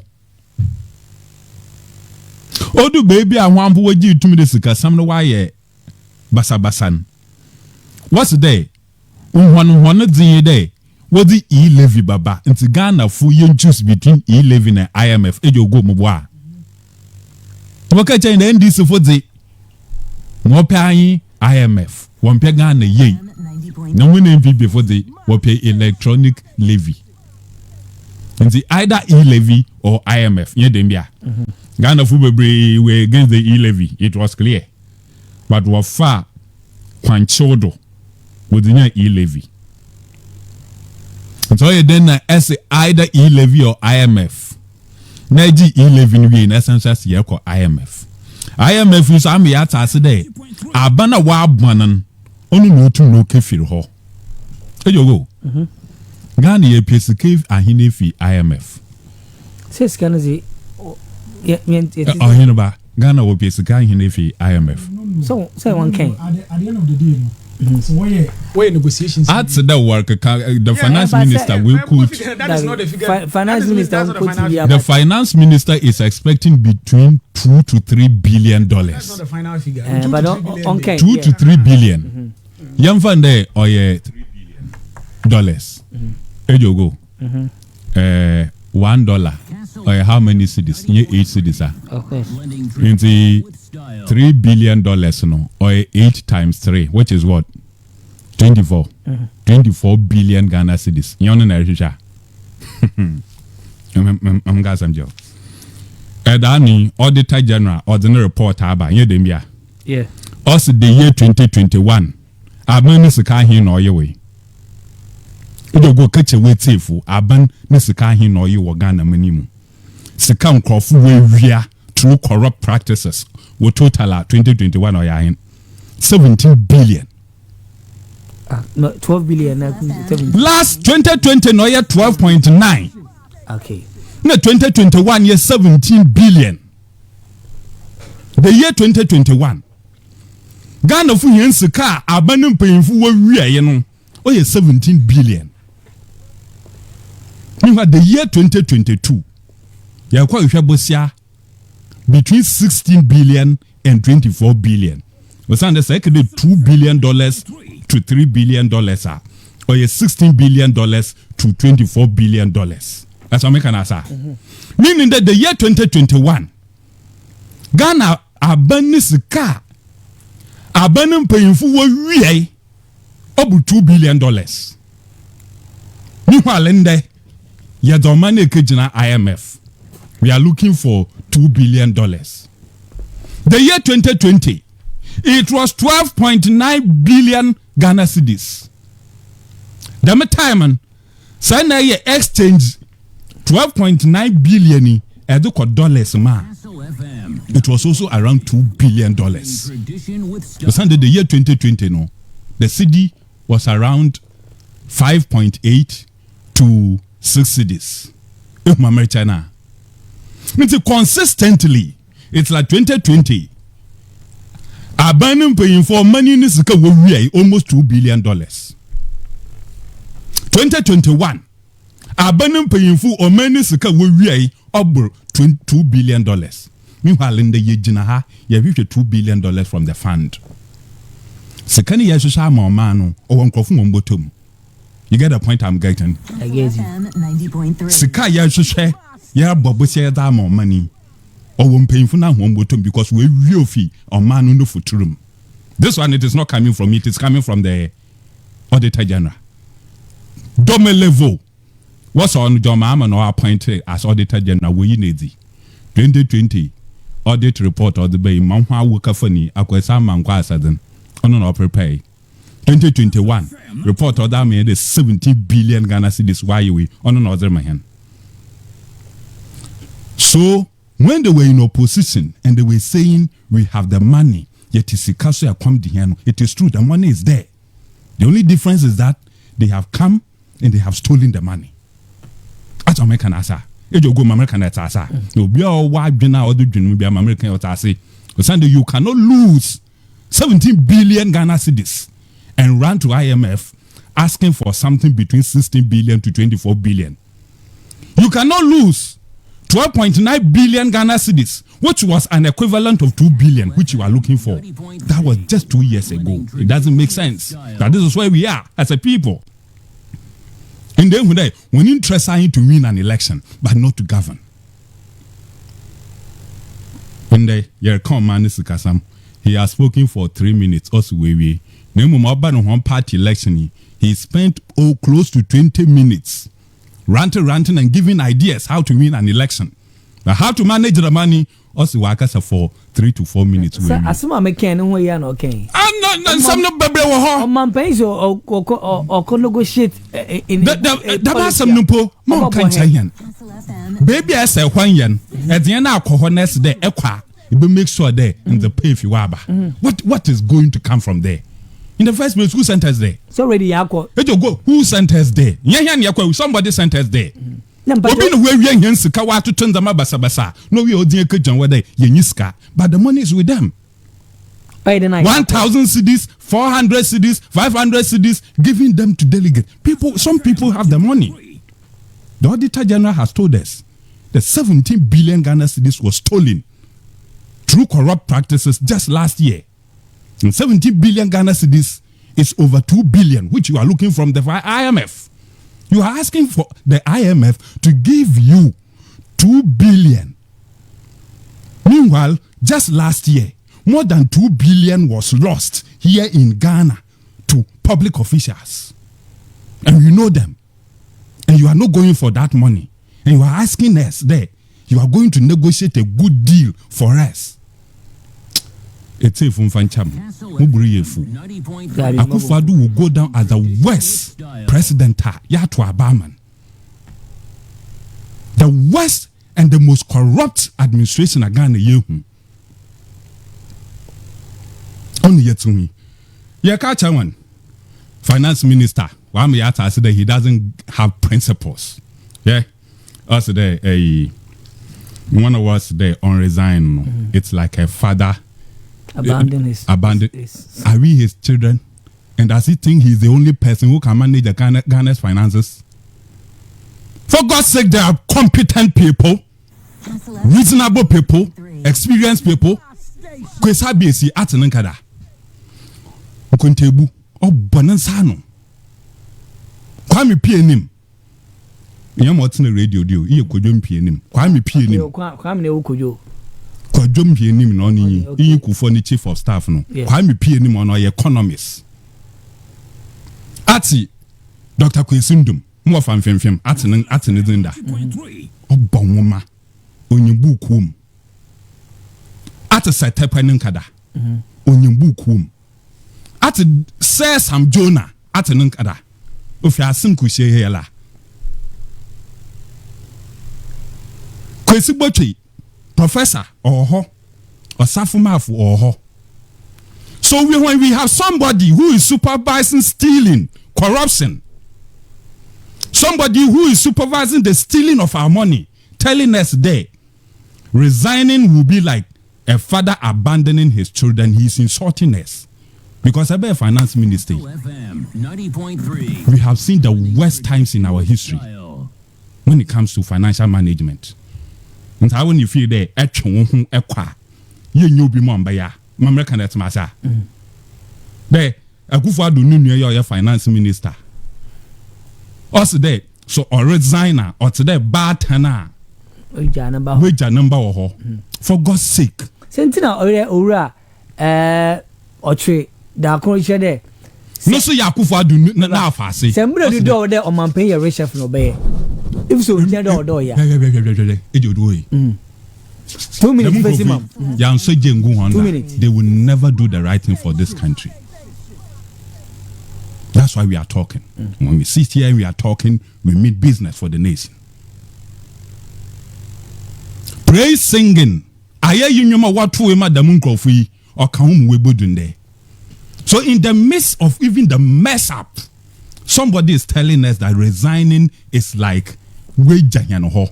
For God's sake, say Kenoforiata resigner. Why you know who some good? Why you a chebi funa wogu good? Now why you Ghana for good? It will pave way for the nation to restart. At Dr. Mark Esibe Yeboah, immediate past chairman of Parliament Finance Committee. Also there, the fact today, IMF Funwe Bedi at the penny being wahan. It's not a guarantee there. It being a deal. Castle FM 90.3. Sabi, there is something called common sense. Or a common, but not all people have it. 2014, Maya Kuruma Mahama offered a Senchi conference. No, then they ended the or far west. Okay. Now, the time no. Oman pay Mahama no feel there yansa onye baako nsem enti oman ni nyina yen hia ma ne yan fa adwen ndem yedi 90.3. Akufo-Addo, has he solicited the input of other Ghanaians apart from Nanu Nyanuya? Asa na nse oko pedua sebe. Waru kwa mbeso de mo for kwesi ndum okorobia. Kwesi abese okorobia. Kwesi bocho okorobia. Kwa me pie ni mo okorobia. Setepe okorobia. All right, Mr. Jachi. Iyi no mi, mama ka samcho. Mama dzibo wi dey. Onu ntina Dr. Marcus Beyebua, os dey. Sensha, yeko IMF kaji deal wo 2015. Orania ye 2019. Inchodo we 2018. In MPP buyer was extending for another year. IMF nela so yad papa incheba power and quickly na then atwon, but was 1 year count mo 2019. Now go to the books. The bohu da Akufo-Addo ba power ehwa. Time nisika sam no ye fell 2017, 2018, 2019. From 2020, 2021, Bepemenden, it is terrible. Dr. Marcus Beyebua, former MP for New Jaben, former chairman of Parliament's Finance Committee, Ossi, there was that success from 2017, 2018, 2019 because the IMF was here.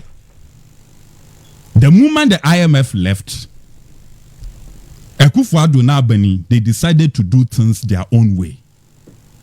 In less than 3 years, Yefi IMF fun one seminar, Yasansu Yakob Wobim, asking them to help us to manage the economy. Okay, Mr. Jachi. And see, Maya can re, me budiema.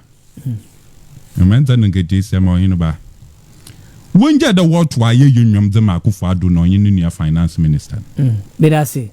And on your prime minister Gabriel Sedakon, we will be radio will Grumhan. They are now the richest people in Ghana. Okay. But I say. Bosa Yakobo Yina, I'm got some last one. Bosa Yakobo Yina, in the Yakobo Busibiala. Finance minister, new company, on Uncle no ye financial advisors. Okay.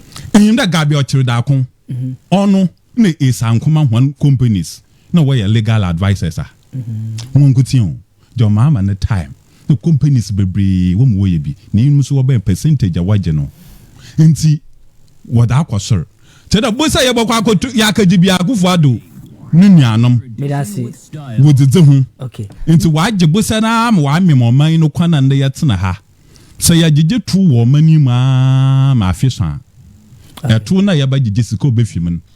On soon means me yedbutu ya hanka wompo. No hasamia. May I say Castle 90.3 FM and I was good with Mr. Simon Peter Jachi, NDC Secretary, Cape Coast North, and original communication team member, NDC. Ainaba? Yeah, Ogo. Yeah. Well, Mr. Jachi. Babintio. Yeah, can school as some also a teaching to Mom Kibi. This is my station. This submissions no ye ni na. Also, it me accountant, no Mom Kibi. Sure. First of all, there is no way any transactions or Ghana ha data bank or obey lead advisor ja.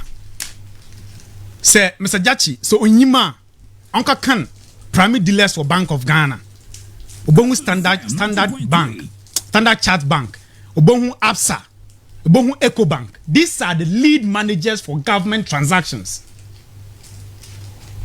2. Say unyima, you could raise the Euro bonds, and we engage companies like Data Bank. The Data Bank has been with government, while support the government as co-managers from President Rawlings in the time up to date.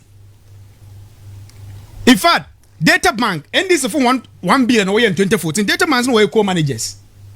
So where transaction we are lead managers, no big banks, no Stand Charts, Absa, EcoBank. The whole managers no more 0.3. No, I'm a lead managers in 0.2 out of it. No 0.1. What I'm a co-managers in Black Shield. There's this company that belongs to Gafede.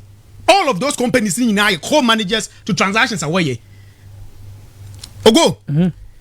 Two, Mr. Judge say finance minister here principle, no a principle that upon the 2014 so 15 century 2014 century consensus report presidential remarks about the President Mahama. He said it there he has not made a decision to go to the IMF, but IMF is he a principled person?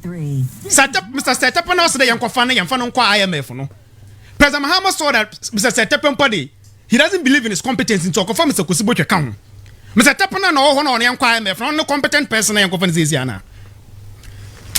And Ima Mr. Jachaya analogy be handle. I'm surprised.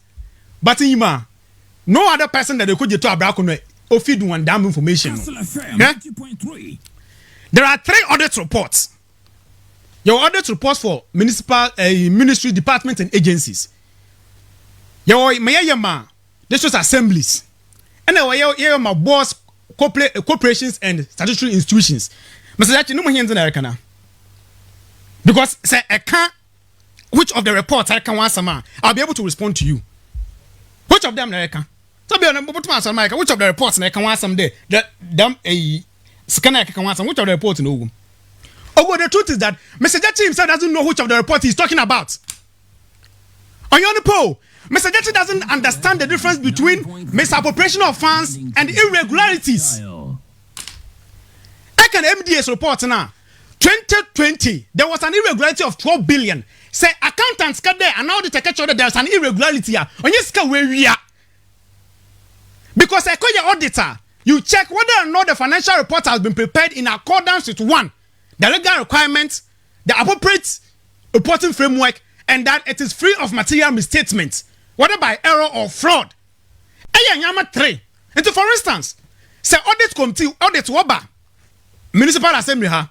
Now I register properties 10. Let's say aji wo 5 per tax. 5 na waka no. Oba flagging as tax irregularities.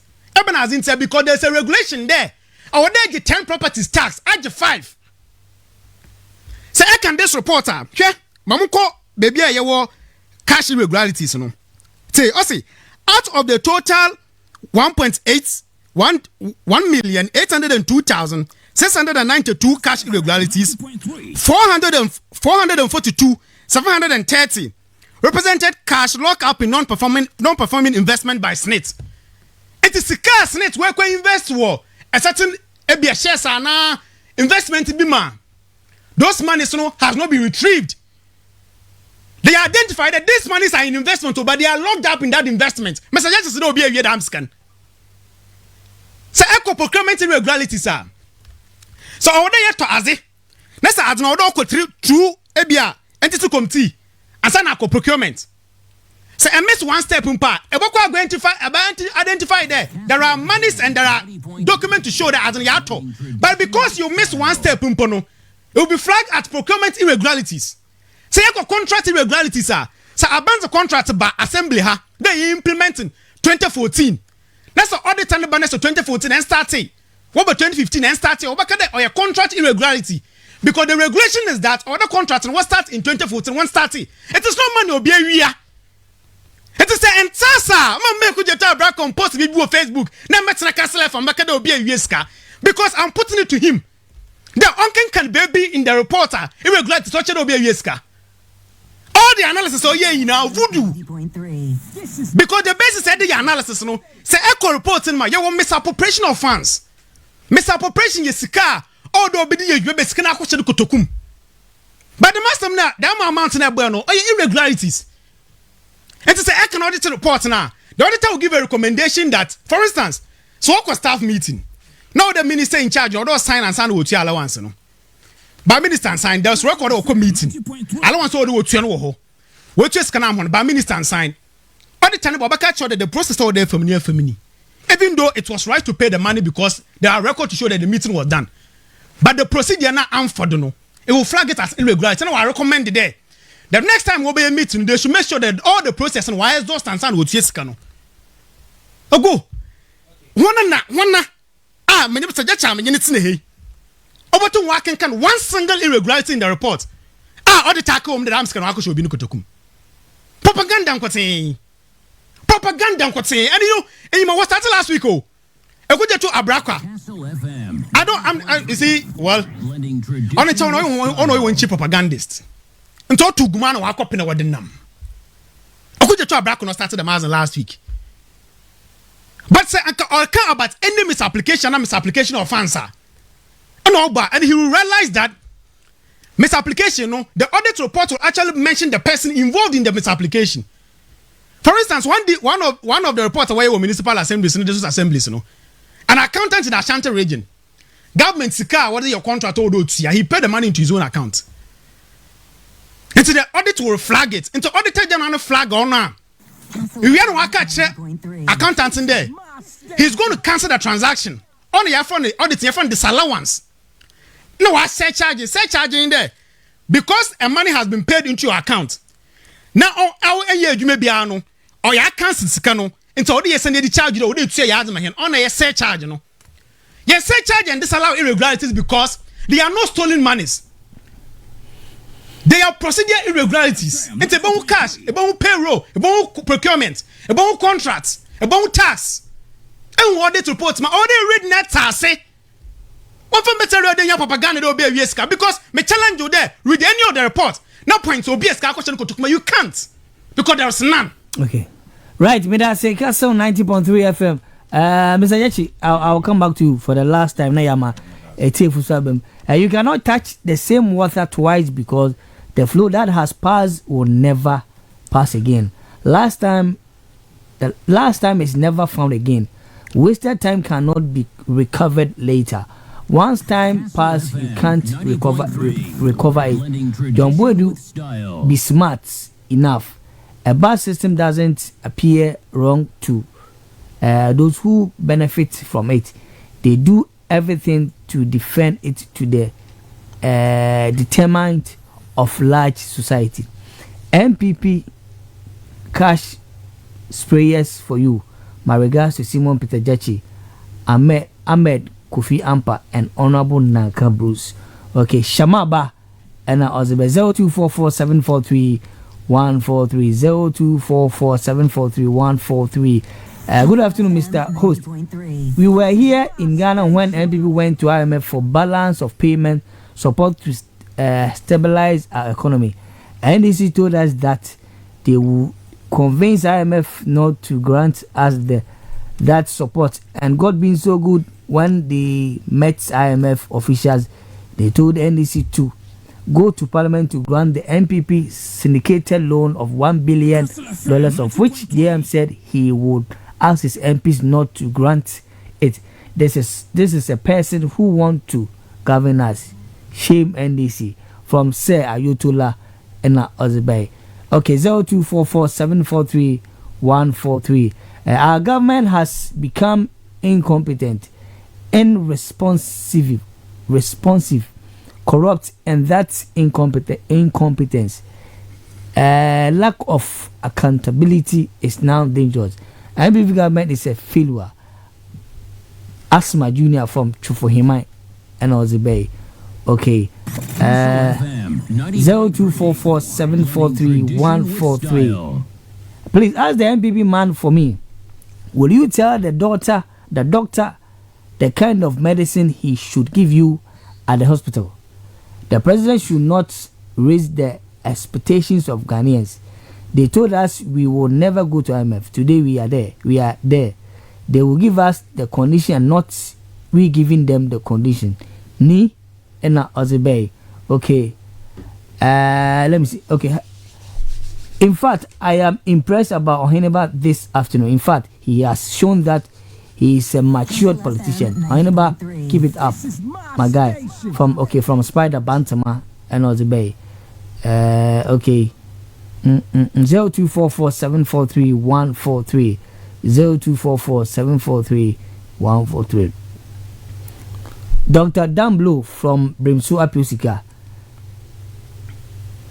The opulence and the sharing of money for votes at MPP's just ended election is shameful, surprising, and unassuming. How can a government who has gone for support at IMF be spending reckless like this? The climax of the event was absolutely humiliation of arrogance John Boedu, someone who claimed to be an experienced politician shouldn't have exhibited such behavior, and as my conviction holds, it's the end of a bad regime. Dr. Dambro Apiusika ena Ozebay. Okay, I'm saying maybe I say mami kan yi na man kana menya sem. Okay, Mr. Jachi, mami ntio 5 minutes na fe facing my tea for no bro. Yeah. I went to Aussie menu crowd team. I couldn't. I will canamenty. My kind of canamenty. Oh, you will. Now, accounting here became an 18.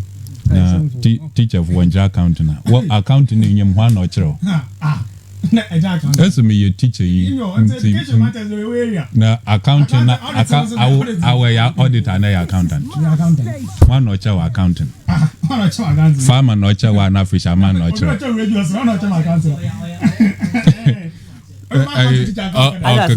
Okaka brofo. Financial irregularity. Contract irregularity. Your procurement irregularity. Your contract irregularity. Tax irregularity. Ni nyina scan wo enfa. Mama can go.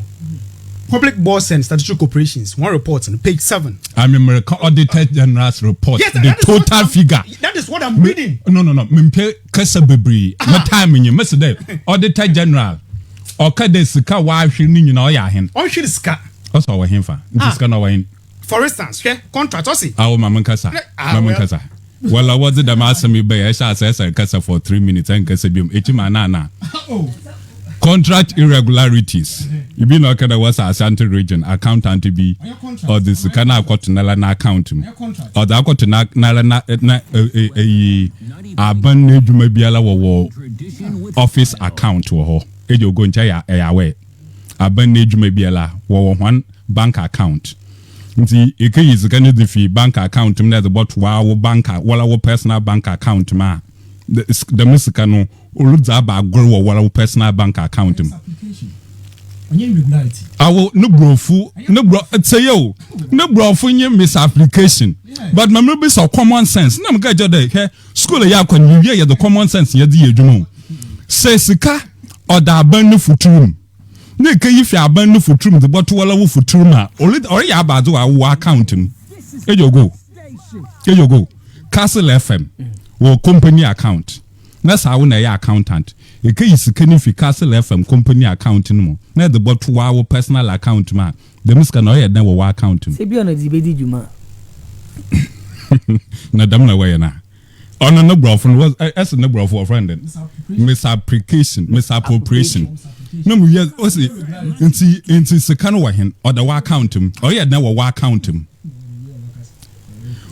you know to wa wo maame mpo da ma asem ye kaka cha wo maame a asem na ke na etim mesi de kachi fo a he uncle mama ka asem cho mu wie university me ji da na wo class 2 me nyim say it no to I have proper get na 20 me say 20 years no wo class ahin you nyam fi ahin 20 years ago no we din fi ahin mesi de he aka say ye so how they invited me invited mama tell woman na no mama kan da mesi de ye betina ha ye manzama na ye simple aban ni sika da aban na account mu wo account ni ma yehu na wala aka cha sika no abada wa account mu e ba na adwen no te ye chi de ofi oda aban na account mu obayiwa no ye ka cha de 17 billion na Auditor General loss ya hwere in which of the reports na ni nyina la no owo nkrofo ho manka da masem ya ejogo manka the 17 billion Ghana cedis na Auditor General waka the yellows through procurement irregularities, financial irregularities, misapplication of blah ni adam dwa etaya no ni nyina o sam nkrofo ho ibi na da no weekend ni wo blow no Accra Sports Stadium inti nkrofo kakra bi won boto ma ya pafo won bank account aya pafo na omma no wa hwiri sika right within 1 year, you lose 17 billion. Meanwhile, we are looking for 16 billion from the IMF. Doesn't make sense. Now, America, as the main accountant and sana, Mata said, Sika Wefi, Abana account, my brother. That's it. Oh, about dream number with some day. I accountant. This is company account. Second, the company account. You say you, as well about the account.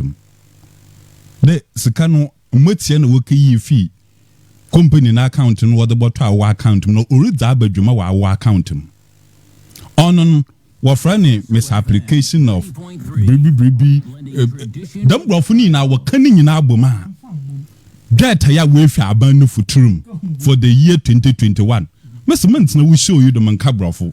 That I have with our band for Truma, yet you say young, or 17 billion. Meanwhile, in the Yajinaha, you should say 16 billion from the IMF. Okay. That's American answer. It's under $2 billion. No, so the Ghana cedis or 16 billion Ghana cedis. Into Mekaya, Mama can't tell me day. Me accountant teacher. Me auditor teacher. Into me book room. Na me book room. I didn't know what's the day. What is the custom in some of the Mufanka Dijuma? Nessa cannot die band for Truman. Mukoko Kurina with the bottom my personal account man. On your second me via. Mida say Castle 90.3 FM. 1 minute, Pena. 2021 audit report on Bay. What is there now is 2020. 2020 no. Mr. Champoshon. Total. Manka say we are. Mr. Jackson, Mamanka. Oh, Mr. Jackson, Mamanka. That figure no bueno. I have total money lost. I have total irregularities. Ogo. Irregularities.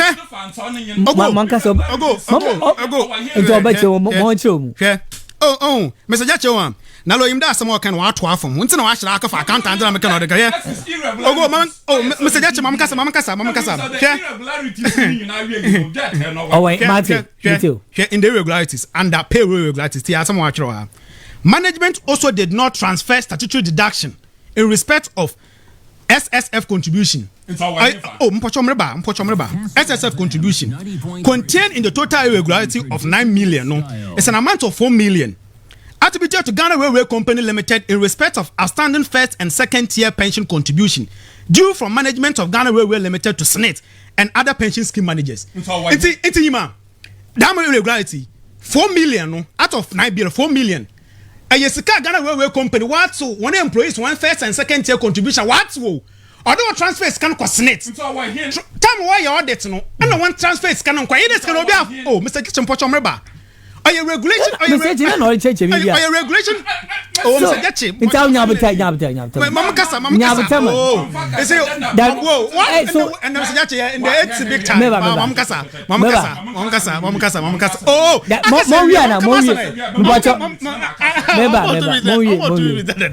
Ogo, Entima. Ato ait there away. Na, what auditors? Edmana way no. Wo to one SNIT. Until who boss what to one SNIT? Accountant not to one SNIT. Or order transfer call a SNIT no. Or the accountant into why you audit one with the what to one contribution but one transfer. Okay. Because no you rule there. At that particular time code this can one transfer and one yen transfer no. It's an irregularity. But the money is identifiable in the account here. Mama can last contract irregularity. Contract irregularity. I see 89 million.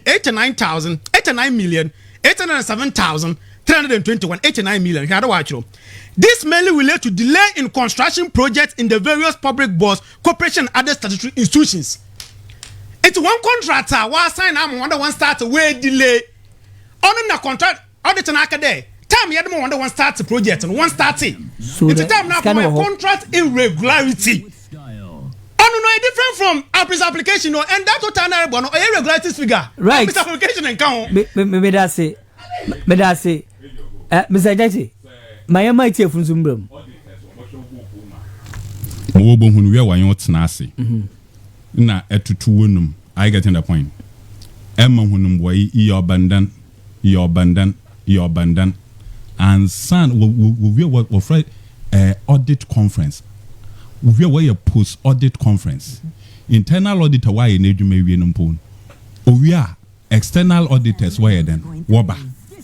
ntansa na external auditor obey report zaban so dem nchechemi a wotsena studio heremi ina nkrofo dem sika yo fa honin nsemi ana refi ache de dem nchechemi wan fa ma auditors no auditors no want won ho asema sir what the bakati man na yedzi ho dwuma our party boy abeta radio ha ina awu mum na krachia oti aban na adwuma mu wa ma nchechemi mu wan tompanyfo won asom awu na etsa radio do na baka chayende and come on was spend this cano ejogo come on was spend this cano no so awu na ewo yan ni wo show you Mr. Jechi na me that say ketina IMF me that say all right it's if when you abotana me mama wa bem okay inanu monya dem where is the man okay me that say Mr. Jechi only 12 billion in the year. FM 90.3.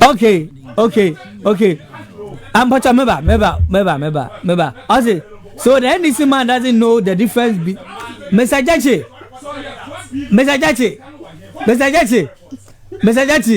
What's the main cast I'm in John TT? I say so the NDC man doesn't know the difference between misappropriation of funds and irregularities. Hey, Mr. Educationist, Richie from Elmina. Also, me can't show. Remember, yeah. Remember. As say. All right, Mr. Jesse, my mini message from here. Okay, Marty. Ghanaians are tired of the mess being perpetuated on us by the MPP. Okay, kindly tell Mr. Jechi. Okay, kindly tell me Mr. Jechi's contact. Thanks, Kwame Anomabo. Okay, Ghanaians are tired of the mess being perpetuated on us by the MPP. Kindly test Mr. Jechi's contact. Okay, Martin, we are my catcher now. Ozamo, I. Okay, Mr. Buama is doing a simplistic argument here, telling us that if a contract is supposed to start last year and because of irregularities it starts 4 years later, Ghana will not lose anything. From Gideon UCC. Okay. Okay. Mpocho unya but tell my mama unya tell me can message me here. Tell the MPP man that the NDC lost 2016-2020 because of corruption and you are doing worse.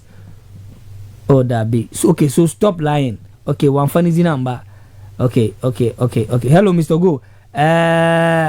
Please ask the MP man when will NAPCO personnel be paid? Kwesi UCC and Ozebe. I got say hello. Okay, we need Mr. Takra. After that, Mr. Takra. Good afternoon, Mr. Host.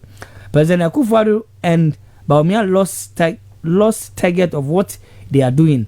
That is why Bawumia said he preferred Ghana card to 1,000 interchange. What clueless and wicked president and vice president. We will all meet at from James Lomi's room. James waiting now years. Okay. Mami we info na fe wi mama etie fo no so abam kakra. As Ohinijan in Besakrum, Akufo-Addo and his MPP has failed and disappointed the nation. Forget about them. Okay, that's it. And I also there as a by. Okay, 0244743143. Mr. Host, thank you. I think break the 8s will work. Okay, as Mr. Host, thank you. I think break the 8s, it will work. It will work. The party NDC don't have anything better for Ghanaians now. From Somnyami, Cape Coast, na Ozzy Bay. Okay. Nana Takra Santi, Abura Sebu Kwamankesi. I am surprised that the Ghana Police Service can deploy 3,000 police personnel to guide only 6,200 MPP delegates in the Accra Sports Stadium. Hey, meanwhile, when we are playing football with 45,000 supporters, we do not deployed 1,000 police personnel. Greeting to Honorable Felix Kwacho for Honorable Kwame Minta Raga, Honorable Kujua Kun AAK NDC Chairman, and Honorable Ato Forsin from Nanata Class Santiago Sib Kwamankesi. Okay. I read Ohineba. There was no payment in this election. The NDC candidate is just telling lies. Kweku Kakraba Mori and Ozibai. Right. 0244743143 0244743143 0332097278 0332097277. My first caller on the line. Hello, good evening. Hello, good evening. Good evening. Ogo. Jawudi na biaka safi. Na data kura sante. Biaka safi abura se. Bro, abom ti say. Yesu adom. Mentia minua SPG. Me boss wa bo adwuma ene ewiabre na mentia me am boss kwa bena no din isa. Okay. One ona bo Felix Kwachi ofosu. Oyene ba. Hey, na mo de ti da be pa na JTP. Aba we mata.